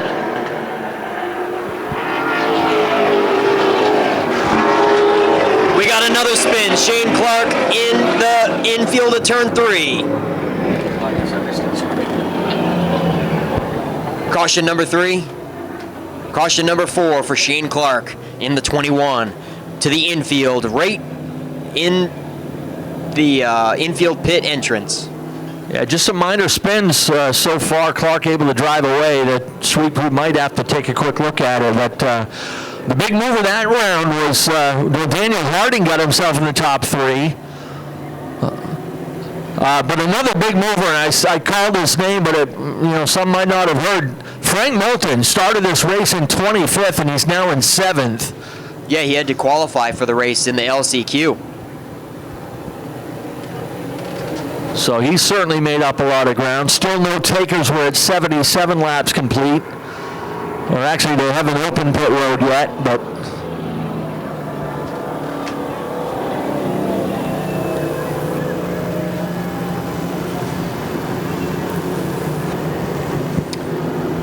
Now we got a few guys back in the field lining up to head for pit road. As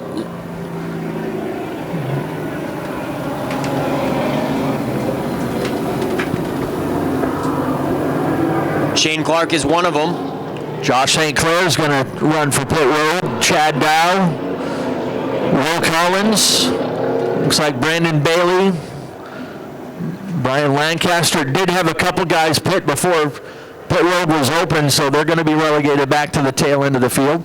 Yeah, those guys must have been before the pits opened, Shane Clark and Landon Tapley, because they were at the back of the field, and now your leaders are coming down, or your front runners. Chad Dow, Josh St. Clair, Will Collins, Brandon Bailey, Brian Lancaster, and Troy Patterson in the 5. Now, I got to tell you, I had a feeling Troy Patterson was going to come down because the last 10 laps or so, that 5 did not look stable. He looked like he had his hands full with a very, very loose car. So the handling starting to go away on the 5, and he looked like he was really having a go of it. Coming down the hot pits to hopefully adjust on that.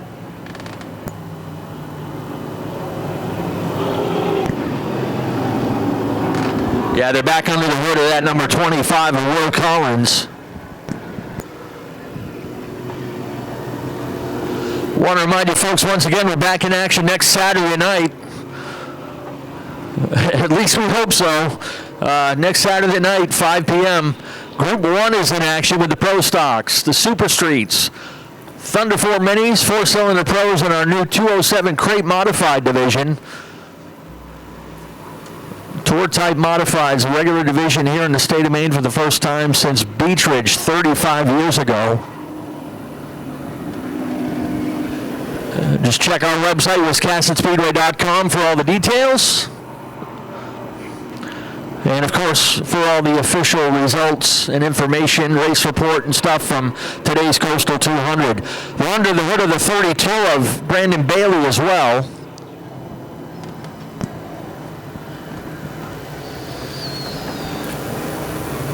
And Troy Patterson still on pit road. That looks to be it. Yeah, he's got the hood up. Something could have broke to make that thing handle really loose. Bailey in the 32 is back underway. Race fans, the Maine Bureau of Highway Safety wants to remind you to please not text and drive, and always buckle your seatbelts. And as Ken said, we're really hopeful that we can race next Saturday. That has not been the story very often this year, including last night. We were hoping to have Ames True Value night. So we want to thank Ames True Value and give them their due honor for helping us out to kick off Coastal 200 weekend. Yeah, as soon as they come out of the pit, they're leapfrogging the last 3 cars there, 72, 21, and 52, all pitting early before pit road was open.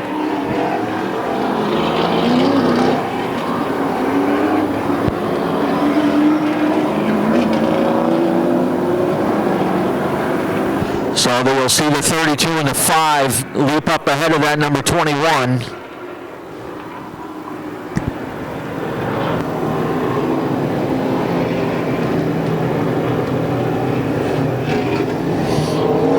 Ames True Value Supply is one of Wiscasset Speedway's longest running sponsors.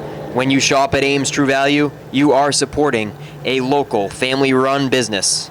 The Averill family has been supplying the Mid-Coast region with thousands of products and friendly service with a smile for generations. They are a full-line hardware store at Ames True Value Hardware on Route 1 in Wiscasset.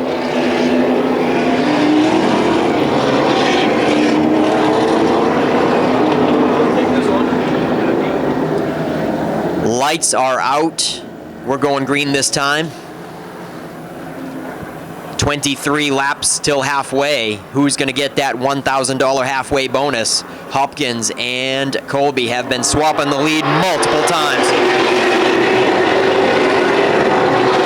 But now it's probably time to kick it up a notch and pocket some of that bonus money. Hopkins clears coming out of 4. As we have noticed, Mike Hopkins has a good car right after the restarts, and when Colby takes the lead, it is about 10 or 15 laps in when that 78 car starts to pick it up a notch. So this is just like the last restart. Hopkins shot out front first, and Tiger Colby's long distance running car starts to come in.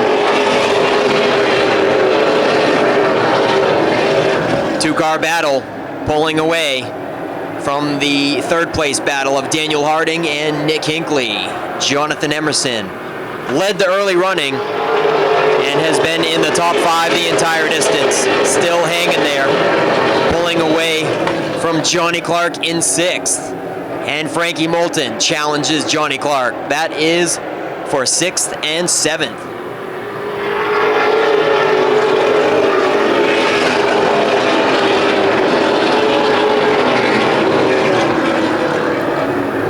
And Frankie Moulton has the advantage down the back stretch on Johnny Clark. Still side by side, as well as that third place battle. Nick Hinkley cannot quite clear Daniel Harding. He's getting very close, but Harding down the back stretch once again makes it a dead heat in the 38. Emerson all by himself in 5th. This is playing out exactly like I said. Hopkins has the restart car, but Tiger Colby, after about 10 laps, starts to get that thing rolling, and Colby's going back for the top spot.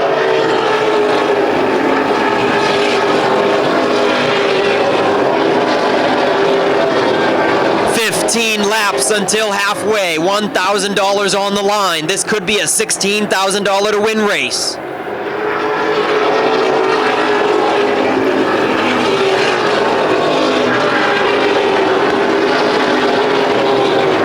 Hopkins fighting back hard on the top. Colby dives deep in 3. Harding all by himself in 3rd. Daniel Harding has shaken off the charge by a long shot over Nick Hinkley. Hinkley is starting to fade.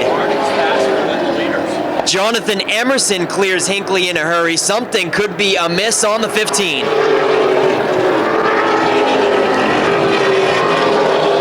Ladies and gentlemen, Daniel Harding is the fastest car on the track right now. He is closing in on that side-by-side battle right in front of him. 11 laps until halfway. And it's a dead heat. What a show. Tiger Colby and Mike Hopkins as Daniel Harding closes in. Harding with 16.4 second lap times.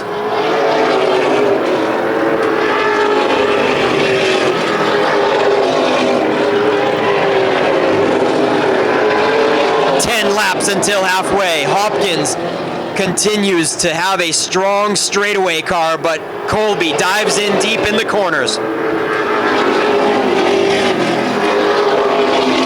Out of 2, Hopkins looks stout on the straightaways as usual, and another deep dive into 3 by Colby. Harding closing in, and we're moments away from a 3 cars under a blanket battle for the top spot.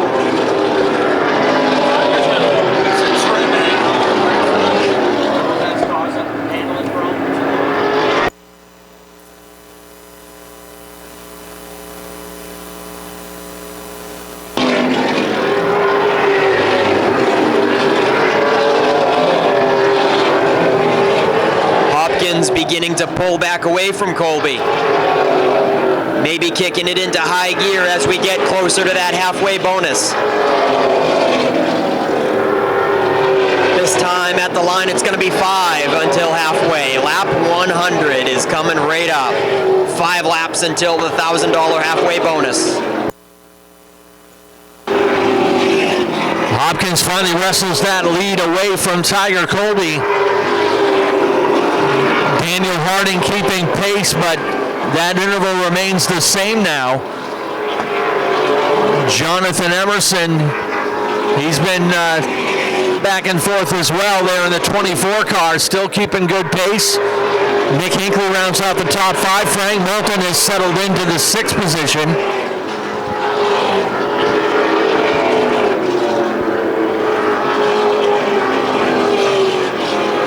Only 2 cars out of this race, still 26 cars on the track.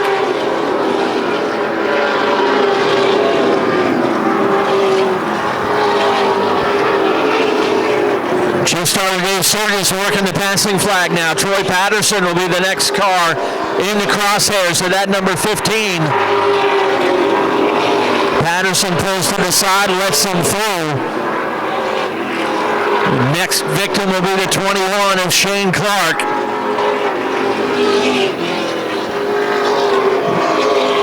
Halfway money is on the table. Mike Hopkins will pocket a cool $1,000 for leading the first 100 laps of the Coastal 200.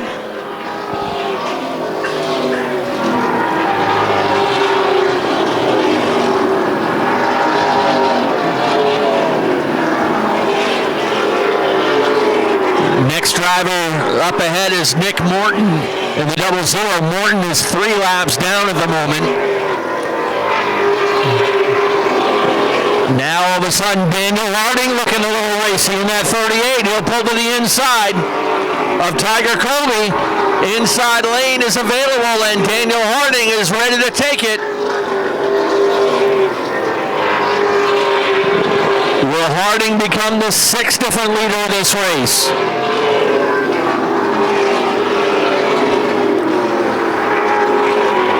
Tiger's having a little difficulty keeping his car planted on that low lane. These guys have been in about a 40-lap green flag run now.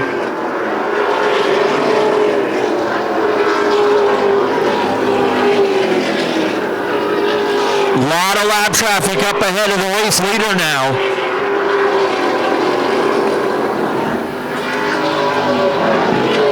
And if we're betting, if we have another caution, I bet that'll be when the floodgates of pit road will open up. Next one ahead is Alex Walsh in the 00.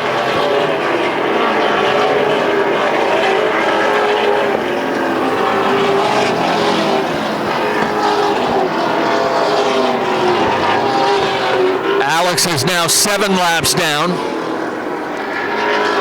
Last car on the lead lap. Looks like Brandon Bailey in the number 32. And Mike Hopkins is now within 3 car lengths of putting Bailey a lap down.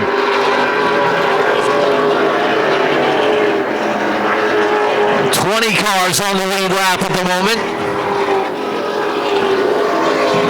And Hopkins has got a bunch of them lined up and ready to knock him down. Once again, Tiger Colby looking on the low side, but that may be short-lived because the available lane in just a moment is going to be the outside.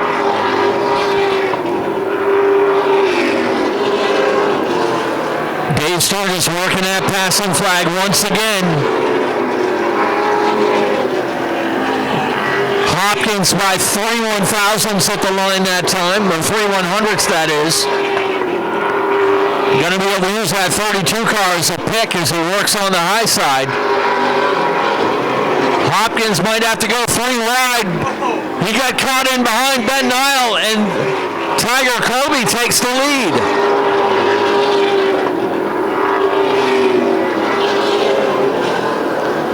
Hopkins wants it back. He pulls to the inside.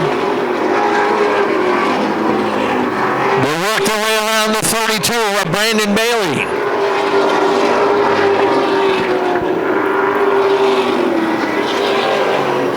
Bailey, the last car on the lead lap, and then number 32. Trying to hold on. Again, no lucky dog, so that's an important spot.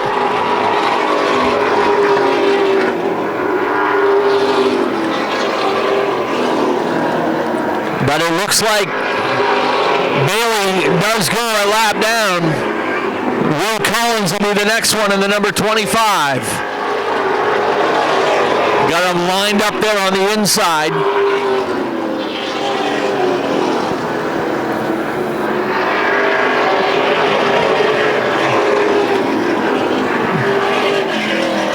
That leaves the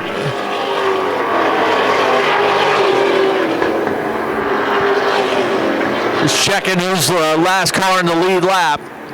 Looks like that's going to leave Zach Emerson in the 9 car. It's the last car in the lead lap. And Colby is a straightaway behind him.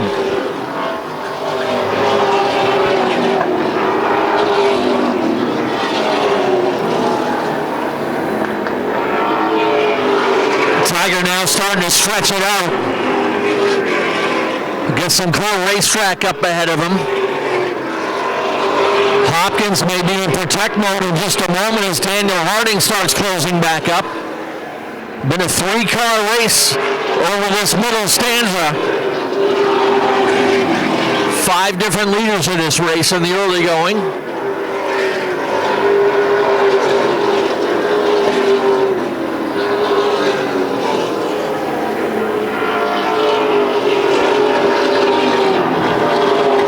That number 9 of Zach Emerson, the last car in the lead lap. He's right behind Chad Dow in the 72. And Travis Stearns in the 153. Now remember, Tiger Colby didn't even know until yesterday that he was going to run in this race. And there goes Will Collins, one of the early favorites, one of your heat winners. Has to bow out with mechanical issues on that 25. His day will end early with 121 complete.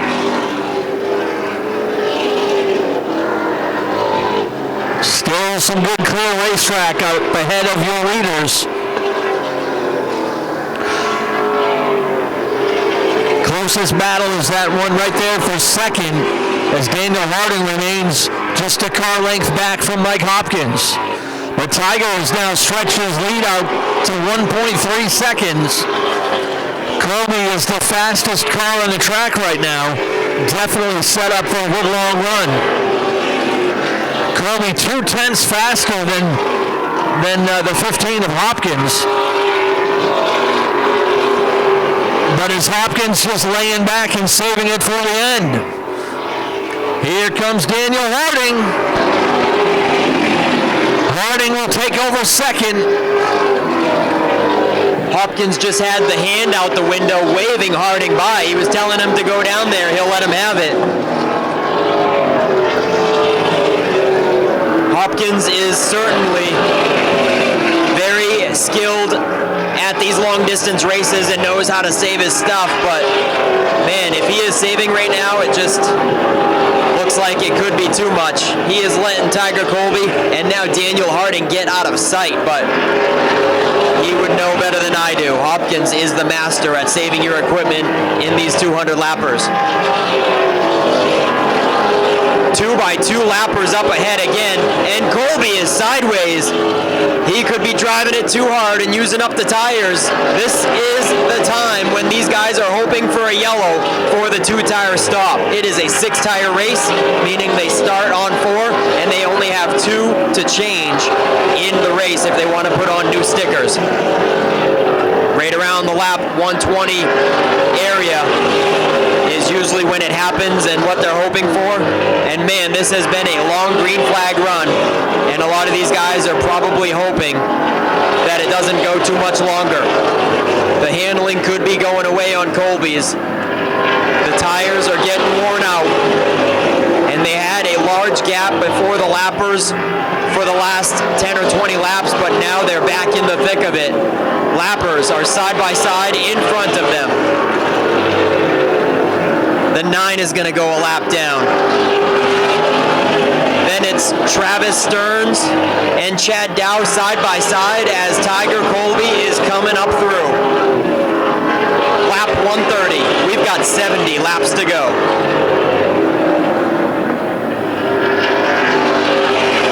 Chad Dow clears Stearns, and now it's between Zach Emerson in the 9 and Travis Stearns right in the front window of Tiger Colby.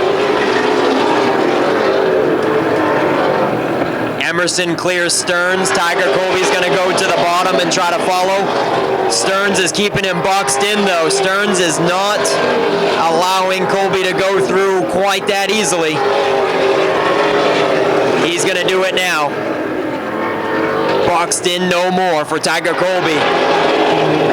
They clear Travis Stearns, Tiger Colby, and Daniel Harding do so. And now it's going to be back to the top side for Colby as all of the lappers are single file down low. Zach Emerson, Chad Dow, Nick Moulton, and Shane Clark up ahead. We got trouble on the 39. Johnny Clark is dropping off the pace and letting guys go by.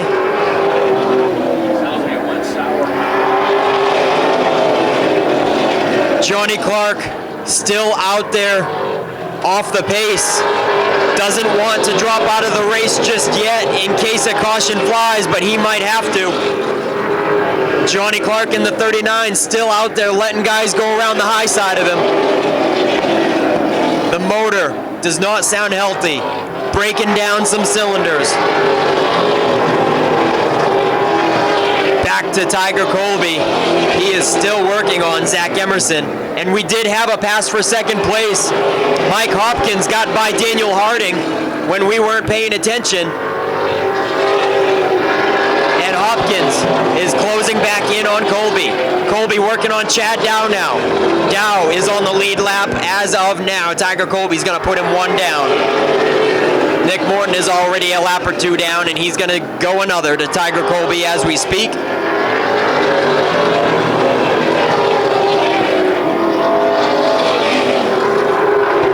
"61 laps to go. Lap 139 for Tiger Colby. Clear track ahead once more as it's a straightaway to the next lapper of Alex Waltz. And Johnny Clark has not pulled off the track. He keeps spitting and sputtering, picking up speed and then slowing down. Whatever's going on with the motor of that car, it keeps coming and going. And he is resilient to dropping out of the race until now. Johnny Clark pulls it in the 39 to the infield. We're at 60 laps to go.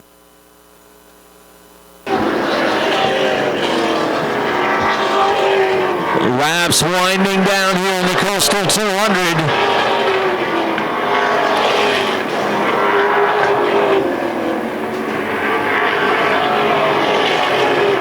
Chris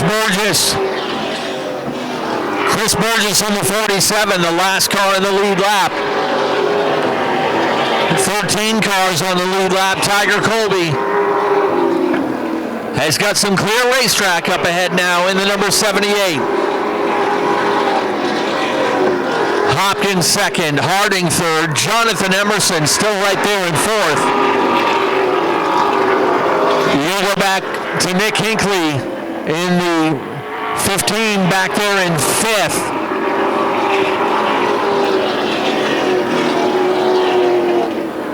Things starting to come into Tiger Colby's hands. And you got to think now if there's a caution inside the final 50, will the leaders give up that track position to come get tires?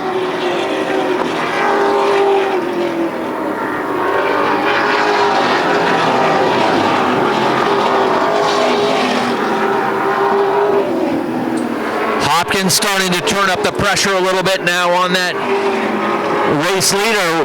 Was Hopkins saving his stuff for the final 50 laps? We'll find out.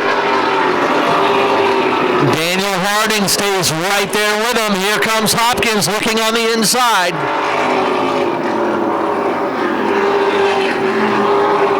Big play mid part of that race when Hopkins waved a couple drivers by. This cat knows how to save his stuff for the end of the race, and here he comes.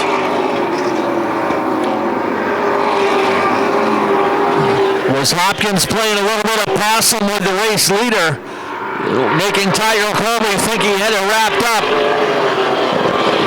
Here is Mike Hopkins back in the lead.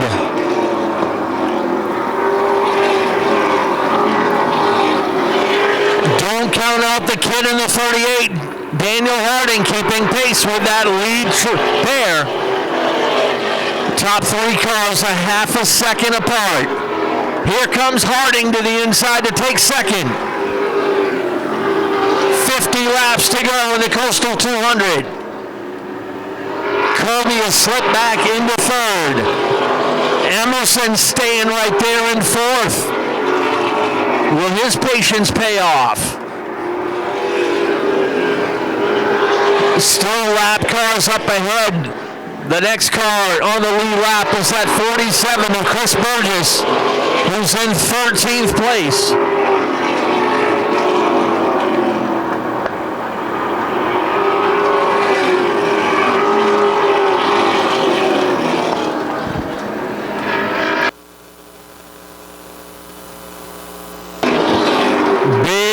Of cars about a straightaway ahead of the race leader, and Troy Patterson off the pace a little bit on the outside. Everyone's scrambling to stay in the lead lap. Travis Stearns has stopped on the backstretch. And that'll bring out the 5th caution of the race as the 153 of Travis Stearns has come to a stop on the backstretch. Yeah, I think he's blocking pit road if I'm not mistaken, but either way, I think he pretty much spun and came to a stop there. It was a single car spin.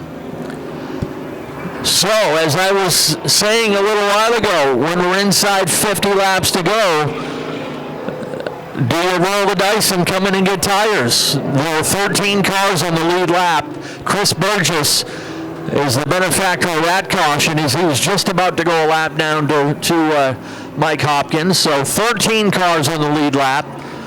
Do you come get your tires, or do you keep the track position? I think pit road is going to get real crowded, Ken. They can put 2 fresh tires on right now. It's a 6-tire race. But also the key is we don't pull out the lap cars until the last 20 laps of the race. So you may have your leaders stuck in the middle of the pack.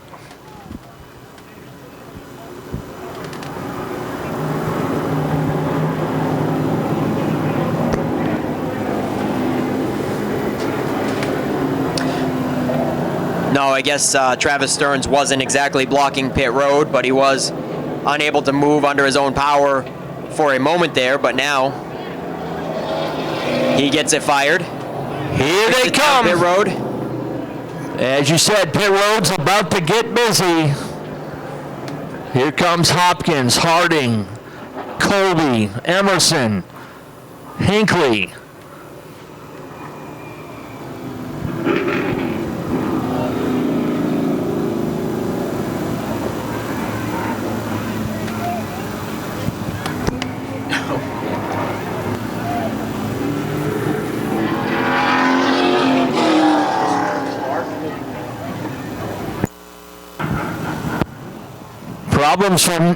Problems from Nick Hinkley. I think he overshot his pit stall.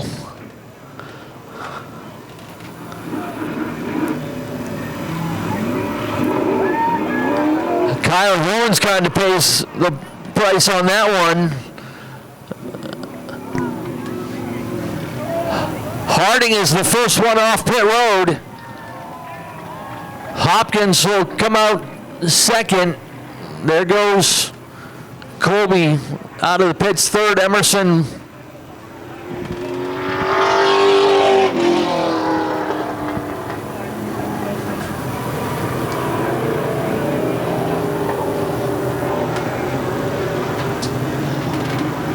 wholesale pit stops.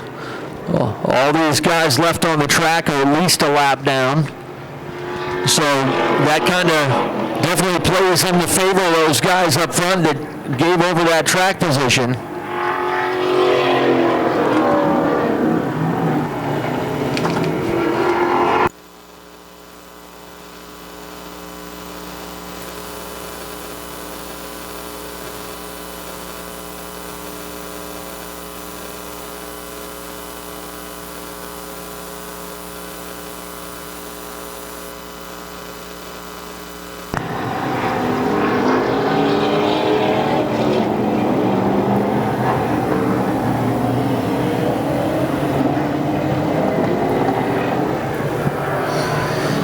Yep, so it wasn't much of a gamble to head down pit road. It was quite a clear decision, it looks like, because now there's only one lapped car in front of Daniel Harding as Landon Tapley lets some of the guys go, and Ben Nile just pulled off late. Now it's just Chad Dow, and if he's a lap down and back in front of the leaders from this restart, they may give him the wave around. Nope, he'll stay right there, 1 lap down.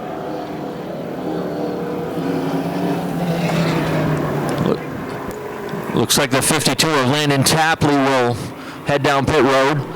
Yeah, Chad Dow, even though he's a lap down, he can restart in that spot. We don't pull out the lap cars until the last 20 laps of the race. Things worked out as far as all the other guys. Ben Nile and the other 72N, he chose to pit.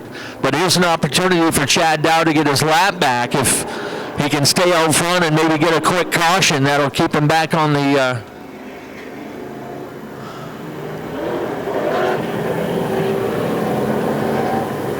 or actually technically well, Dow is waving him by, so Daniel Harding and Mike Hopkins will go heads up here on the front row on this restart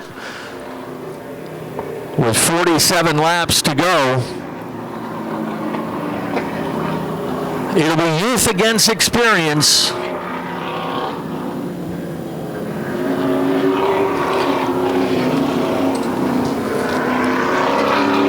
The one thing that's definitely turned that kid's program around is he's got Max Cookson in his ear and has been helping him tune up these cars this year. So we all know Max Cookson's won himself a few big races as well. All right, so just to clarify, Chad Dow opted to go to the back, and he's 1 lap down now as he stands right there waving these guys by. So we've got some lappers mixed in there up front, and we'll clear that up for you. Jet Decker is a lap down. He is not in 6th. Jet Decker, well, actually, no, it'll get adjusted when it goes green. Is that right, Ken? Yep. Scoring system will all shake out after we get back under green, but yeah, Decker's a lap down. Farrington, no, Dave Farrington's still good.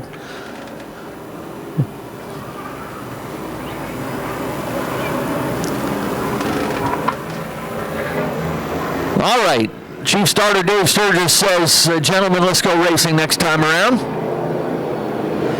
All right, just to clarify, again on who's a lap down, Jet Decker is not a lap down. Kyle Hewins, DC Alexander, Josh St. Clair, Brett Osmond, Chris Burgess, those guys are all still on the lead lap. Then you got Zach Emerson as the first car a lap down. Pace car is in, green flag is out. Hopkins got a good jump, but Harding rebounds nicely and comes back to even it up onto the backstretch. Tiger Kirby and Jonathan Emerson right behind.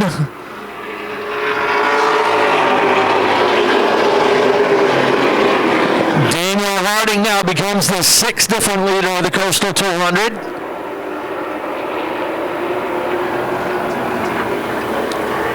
And he'll lead the freight train onto the front stretch.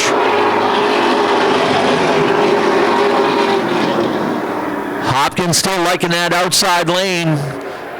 Kirby, they've all got the fresh right side tires.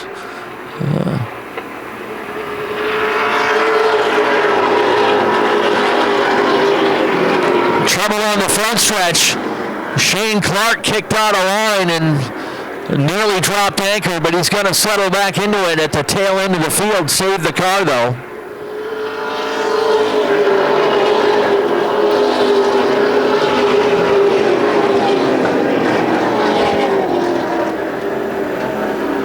Still a good battle there for second as Harding continues to extend his lead.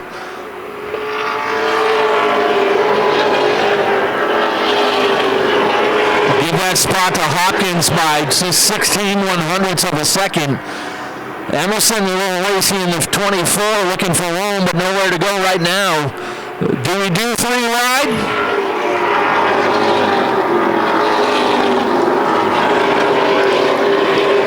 With the money on the table, Jonathan Emerson, I know that kid will take the opportunity if it's there.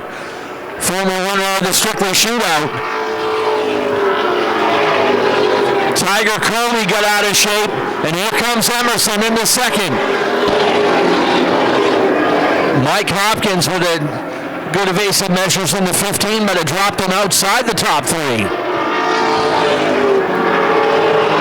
Yeah, I think Tiger Colby slid up across the nose a little too soon on Mike Hopkins. It wasn't all just Tiger Colby getting loose by himself. He came up a little too soon across the 15 car. Hopkins is going to get back by right here. Emerson up to second, and Hopkins back into third, shuffling Tiger Colby to fourth. And one of the surprising cars that's in the mix right now is Farrington. He really hasn't been a factor all day, including the heat races. Started 24th. And if I'm not mistaken, Ken, he finished outside of a transfer spot, but I think he got in because of somebody getting DQ'd in his heat. Yeah, exactly. He took advantage of a heat race DQ to get into the show without having to go to the LCQ. And Jet Decker, nice rebound for the 0-1. He was having all kinds of troubles early in the race. So these guys have been in and out of the pits making adjustments all day, and evidently Farrington has struck on something to remain in the picture. Now in the top 5. It's a 6-car breakaway. Jet Decker in 6th, and then it's a ways back to Josh St. Clair in 7th, pulling the rest of the field in tow. Josh St. Clair has gradually worked his way into the top 10. He's actually back there in 7th, and is straight away to catch the next pack up ahead of him. Kyle Holmes has been in the top 10 all day.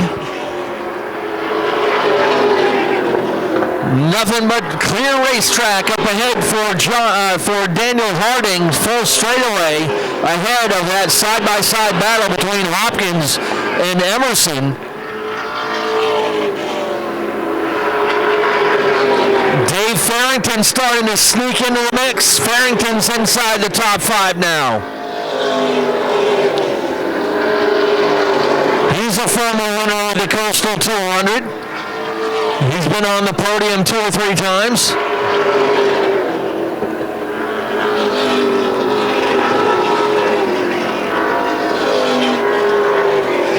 Daniel Harding is missing quite a battle. Emerson, Hopkins, Farrington, Colby, and Decker all locked up tight for those final 2 spots in victory lane. The fastest car on the track right now is that 38 of Daniel Harding. Hopkins sideways out of turn 4.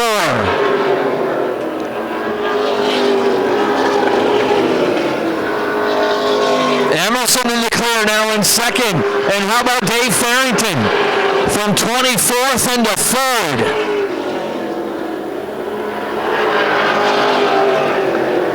Farrington actually the fastest car on the track right now.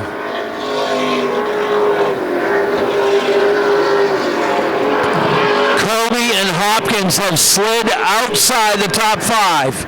Or Colby is 5th, Hopkins is 6th. Josh St. Clair 7th. Kyle Hewins 8th. Frank Moulton 9th, and Nick Hinkley 10th.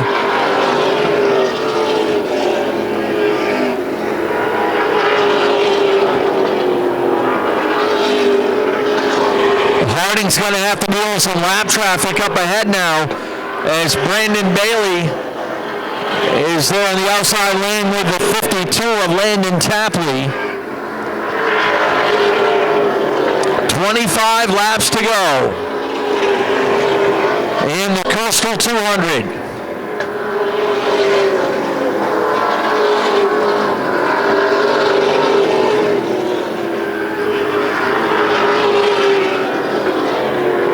Harding patiently waiting there for things to clear up in front of him.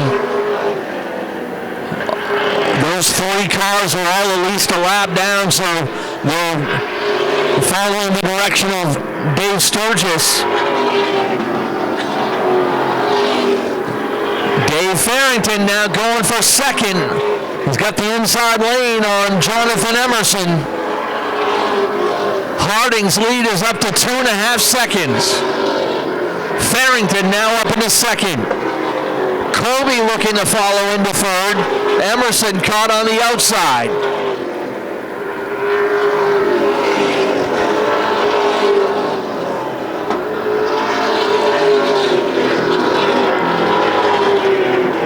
Brandon Bailey trying to hang on there, but Harding makes his way around him and again has a full straightaway, a clear racetrack up ahead.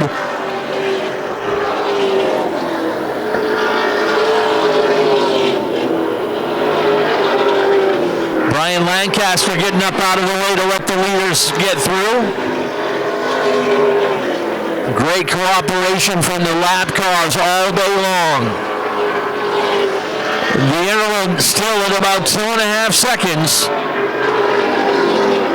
But nobody with any lap traffic to deal with right now.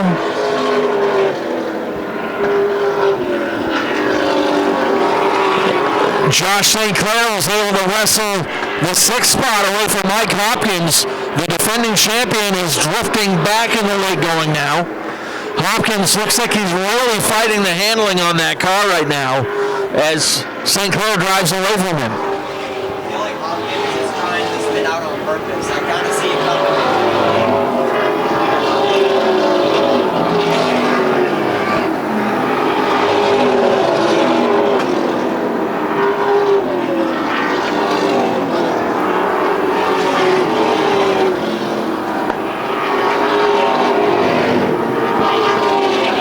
That 15 of Hopkins getting really loose. He's tail whipping that car here in the late going. Here's your race leader, Daniel Harding. Dave Farrington will contact with the 52 of Landon Tapley. Farrington a straightaway behind. Actually, Harding's lead is up to 3.7 seconds now. Josh St. Clair off the pace. He was running 6th. St. Clair nearly made it to the end, but he's heading down pit road and dropping out early. That puts Hopkins back in 6th.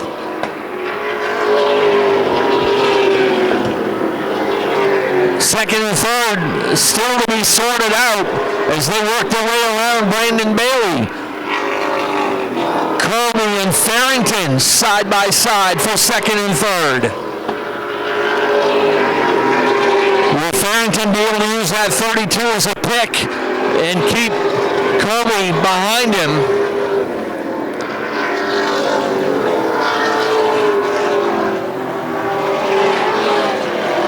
Still 20 cars on the track. Still 12 cars on the lead lap.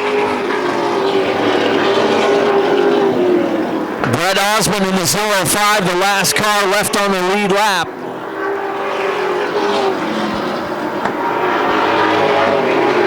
Farrington and Colby able to get around that 32 finally. And we're inside the final 10 laps of the Coastal 200.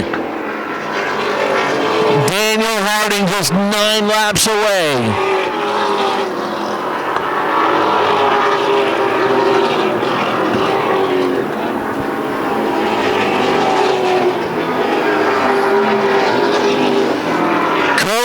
Farrington still going at it for second and third. Colby able to drive around him and retake second. Farrington's got to hang on for these final 8 laps. But Decker and Emerson still within striking distance of a podium.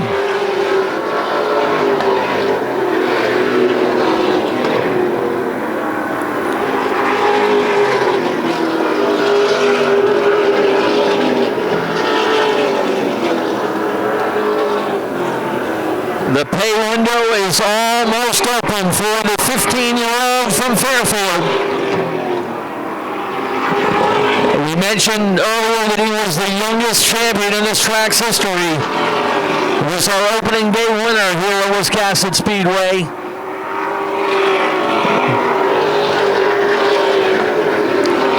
Still a couple more lap cars up ahead to deal with, but he's got a lead of 5.8 seconds. Patience is on his side.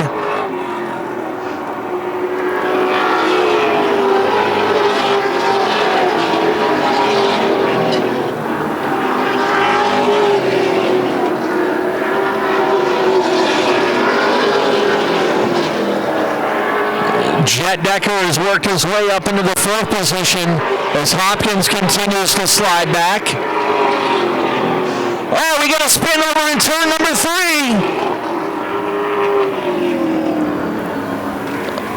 Oh my goodness. Oh my goodness. Shut that pay window. We ain't done yet. DC Alexander and Chris Burgess tangle over in turn number 3.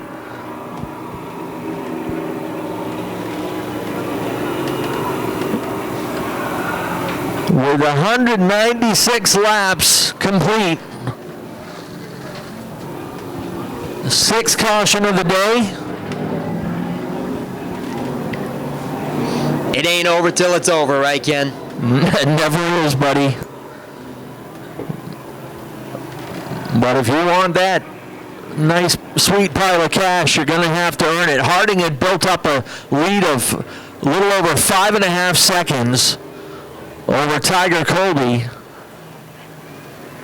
Dave Farrington, Jet Decker. Decker was looking a bit racy there in the closing laps. He holds down 4th. Jonathan Emerson 5th. The guy struggling the most, you could see him tail whipping the car quite a bit over the closing laps, and that was Mike Hopkins, had dropped outside the top 5. I'll bet you $100 Mike Hopkins comes down pit road. That was not a usual Mike Hopkins handling ride there in the recent laps. 12 cars left on the lead lap.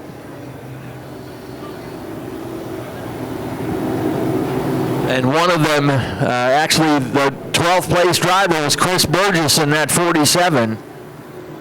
Daniel Harding with a little bit of right front fender damage on that number 38. Doesn't look like it's caused any tire rub or anything. We are inside the final 20 laps, so we are going to pull out the lap cars.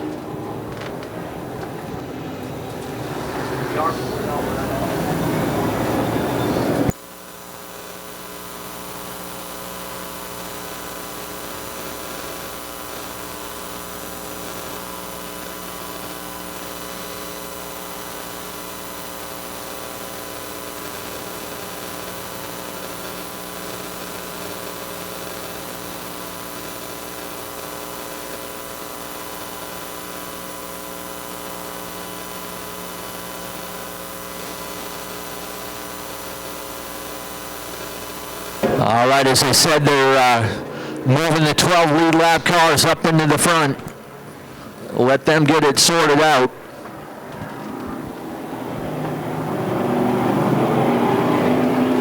Those 12 lead lap cars: Harding, Colby, Farrington 1, 2, 3, Jet Decker 4th, Jonathan Emerson 5th, Mike Hopkins 6th, Frank Moulton 7th, Nick Hinkley 8th, Kyle Hewins in the 12 runs 9th, Brett Osmond in the 05 runs in 10th, DC Alexander 11th in the number 7, and Chris Burgess in the 47.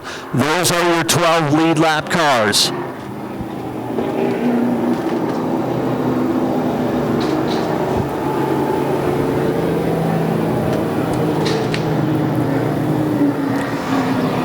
Let's cross them over and get back at it. 196 on the board. It'll be green and then 2 to go. Surprisingly, nobody went down pit road. Like you said, 12 cars on the lead lap. Lapped cars get pulled out, 10th, 11th, 12th place. I thought somebody might head down pit road and make an adjustment and be put right back to where they were, but nobody did. Yeah, my bad. I got to correct myself. It's not green 2 to go. I got ahead of myself. It'll be green 3 to go? Green 3 to go. There you go. All right. Harding and Colby. Farrington and Decker. Emerson and Hopkins. And they got to get this restart right. Pace car is heading in. Here we go. Green flag is out.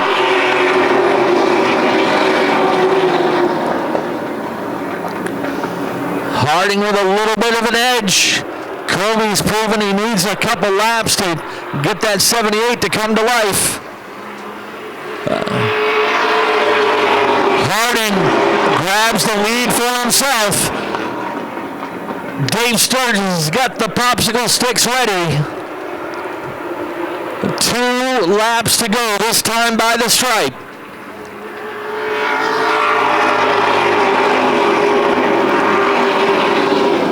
If there's a caution when the leader has taken the white flag, the race is over. Here it comes. Daniel Harding gets the white flag. 3/8 of a mile to go. The pay window is open once again. The kid from Fairfield has done it. Daniel Harding wins the Coastal 200.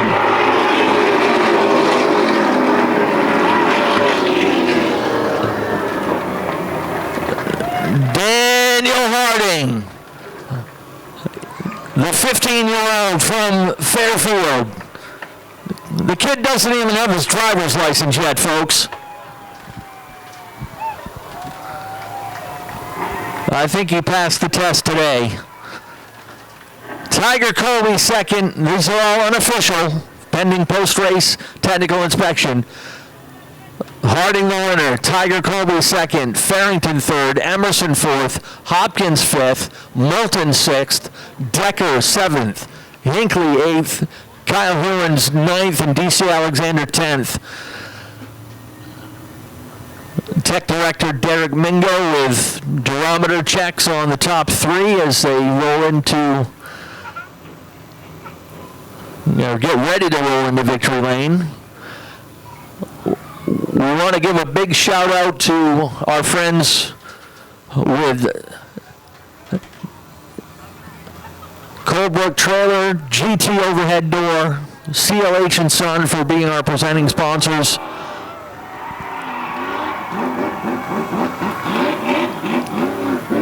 He will deliver the checkers right here to Coastal Auto Parts Victory Lane.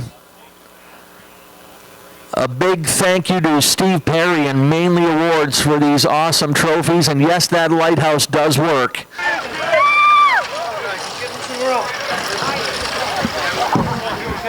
And he was 11 years old when he won the championship, the youngest winner in this track's history, the youngest champion in this track's history, and the youngest Coastal 200 winner in this track's history. He's got quite a future ahead of him, and Dad is right there in the window getting him unbuckled and ready to go. Nick, let's send it down to you. There he is!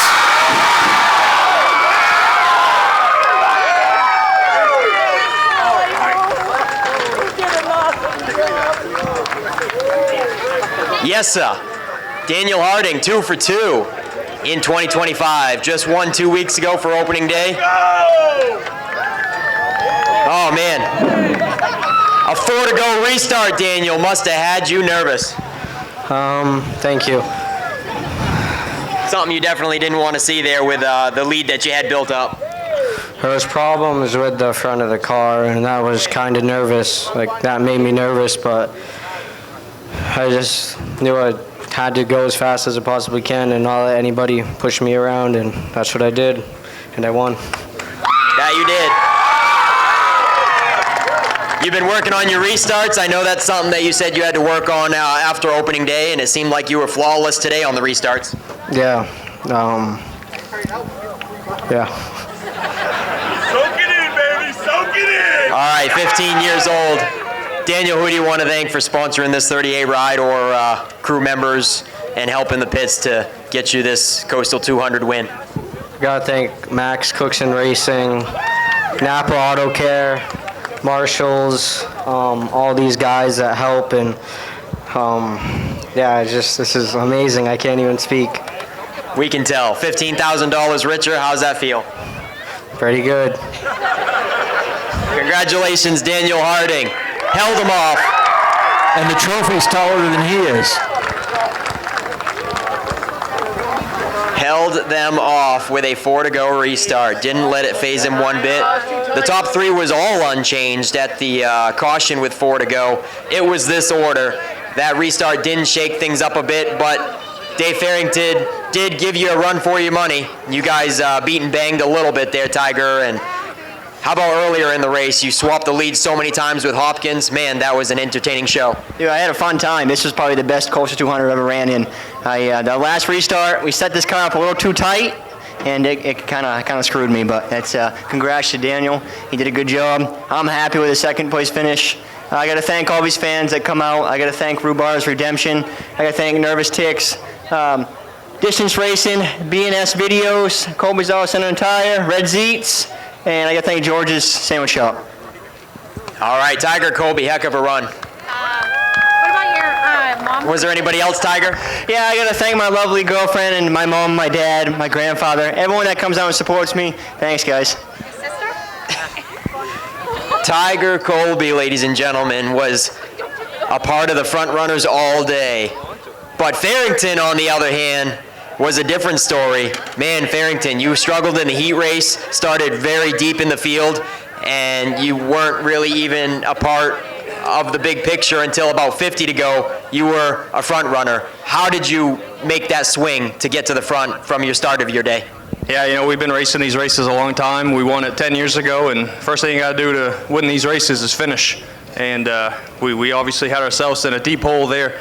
Bad draw in the heat race, bad heat race, started 24th. Maybe there'll be a hard charger award or something, 24th or 3rd. We're pretty happy about that. But shows good precedence, distance racing products, 1, 2, 3 here in Victory Lane. You know, Tiger and I had a good run. We were just really free, and he got to my outside.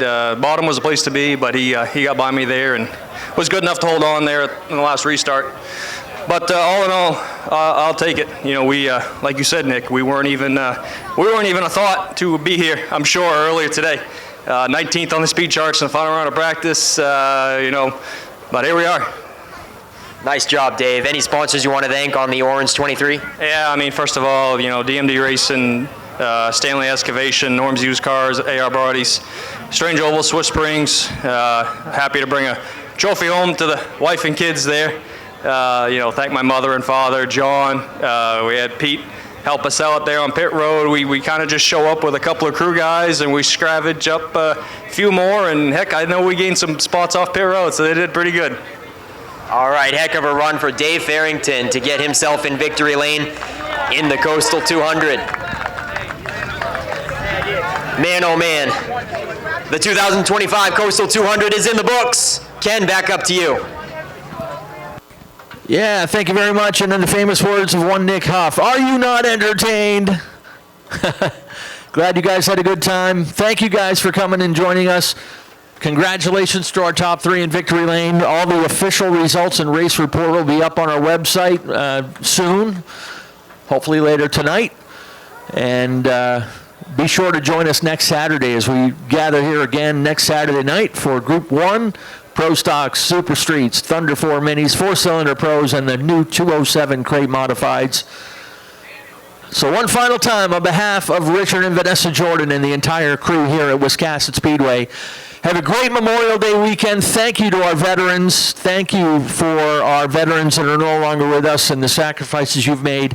Have a great Memorial Day weekend, and we will see you next time. Good night.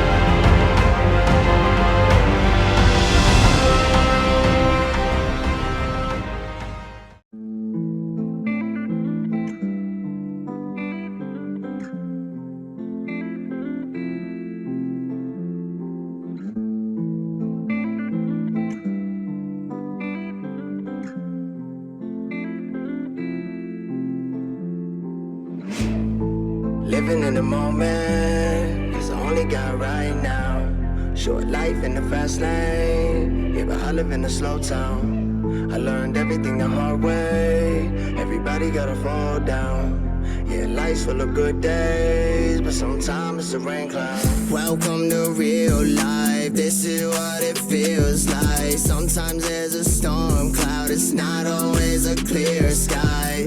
Ain't always sunshine and rainbows, most times you wait till the pain go. And I need the strength for a tough life, so yeah, that's just what I pray for. If you don't change, nothing changes, why stay the same? It's so basic, that's why I feel so alone. When I'm in a room full of faces and they all smiling at me, with lies they hide behind teeth. They got their knives in their sleeves, that's why I always gotta be living in the moment, 'cause I only got right now. Short life in the fast lane, yeah, I live in a slow town.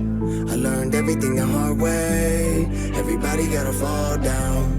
Yeah, life's full of good days, but sometimes it's a rain cloud. So I'm ready for the good and bad, 'cause life ain't served on the prettiest platter. So I stay worried when it just don't matter. You can let it all go and keep climbing the ladder, yeah. I think I've been here, how about you? It all seems so familiar like deja vu, or a memory of me when I was young and foolish. Thank God that I learned from the scrapes and bruises, yeah. Sometimes the rain will come falling, gotta take care of the garden and learn to go with the flow. It's just like the waves in the water, you try to fight it, gets harder when you just need to relax. Just try to breathe and get back, and leave the past in the past. Start living in the moment, 'cause you only got right now.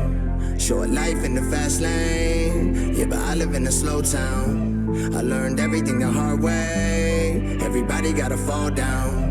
Yeah, life's full of good days, but sometimes it's a rain cloud. Say why you trying to fight, it's just the way it goes. You just gotta decide whether you stay or fold. Just take the hand you were given and work with what you have. Whether you like it or not, you gon' take it good or bad. So start living in the moment, 'cause you only got right now.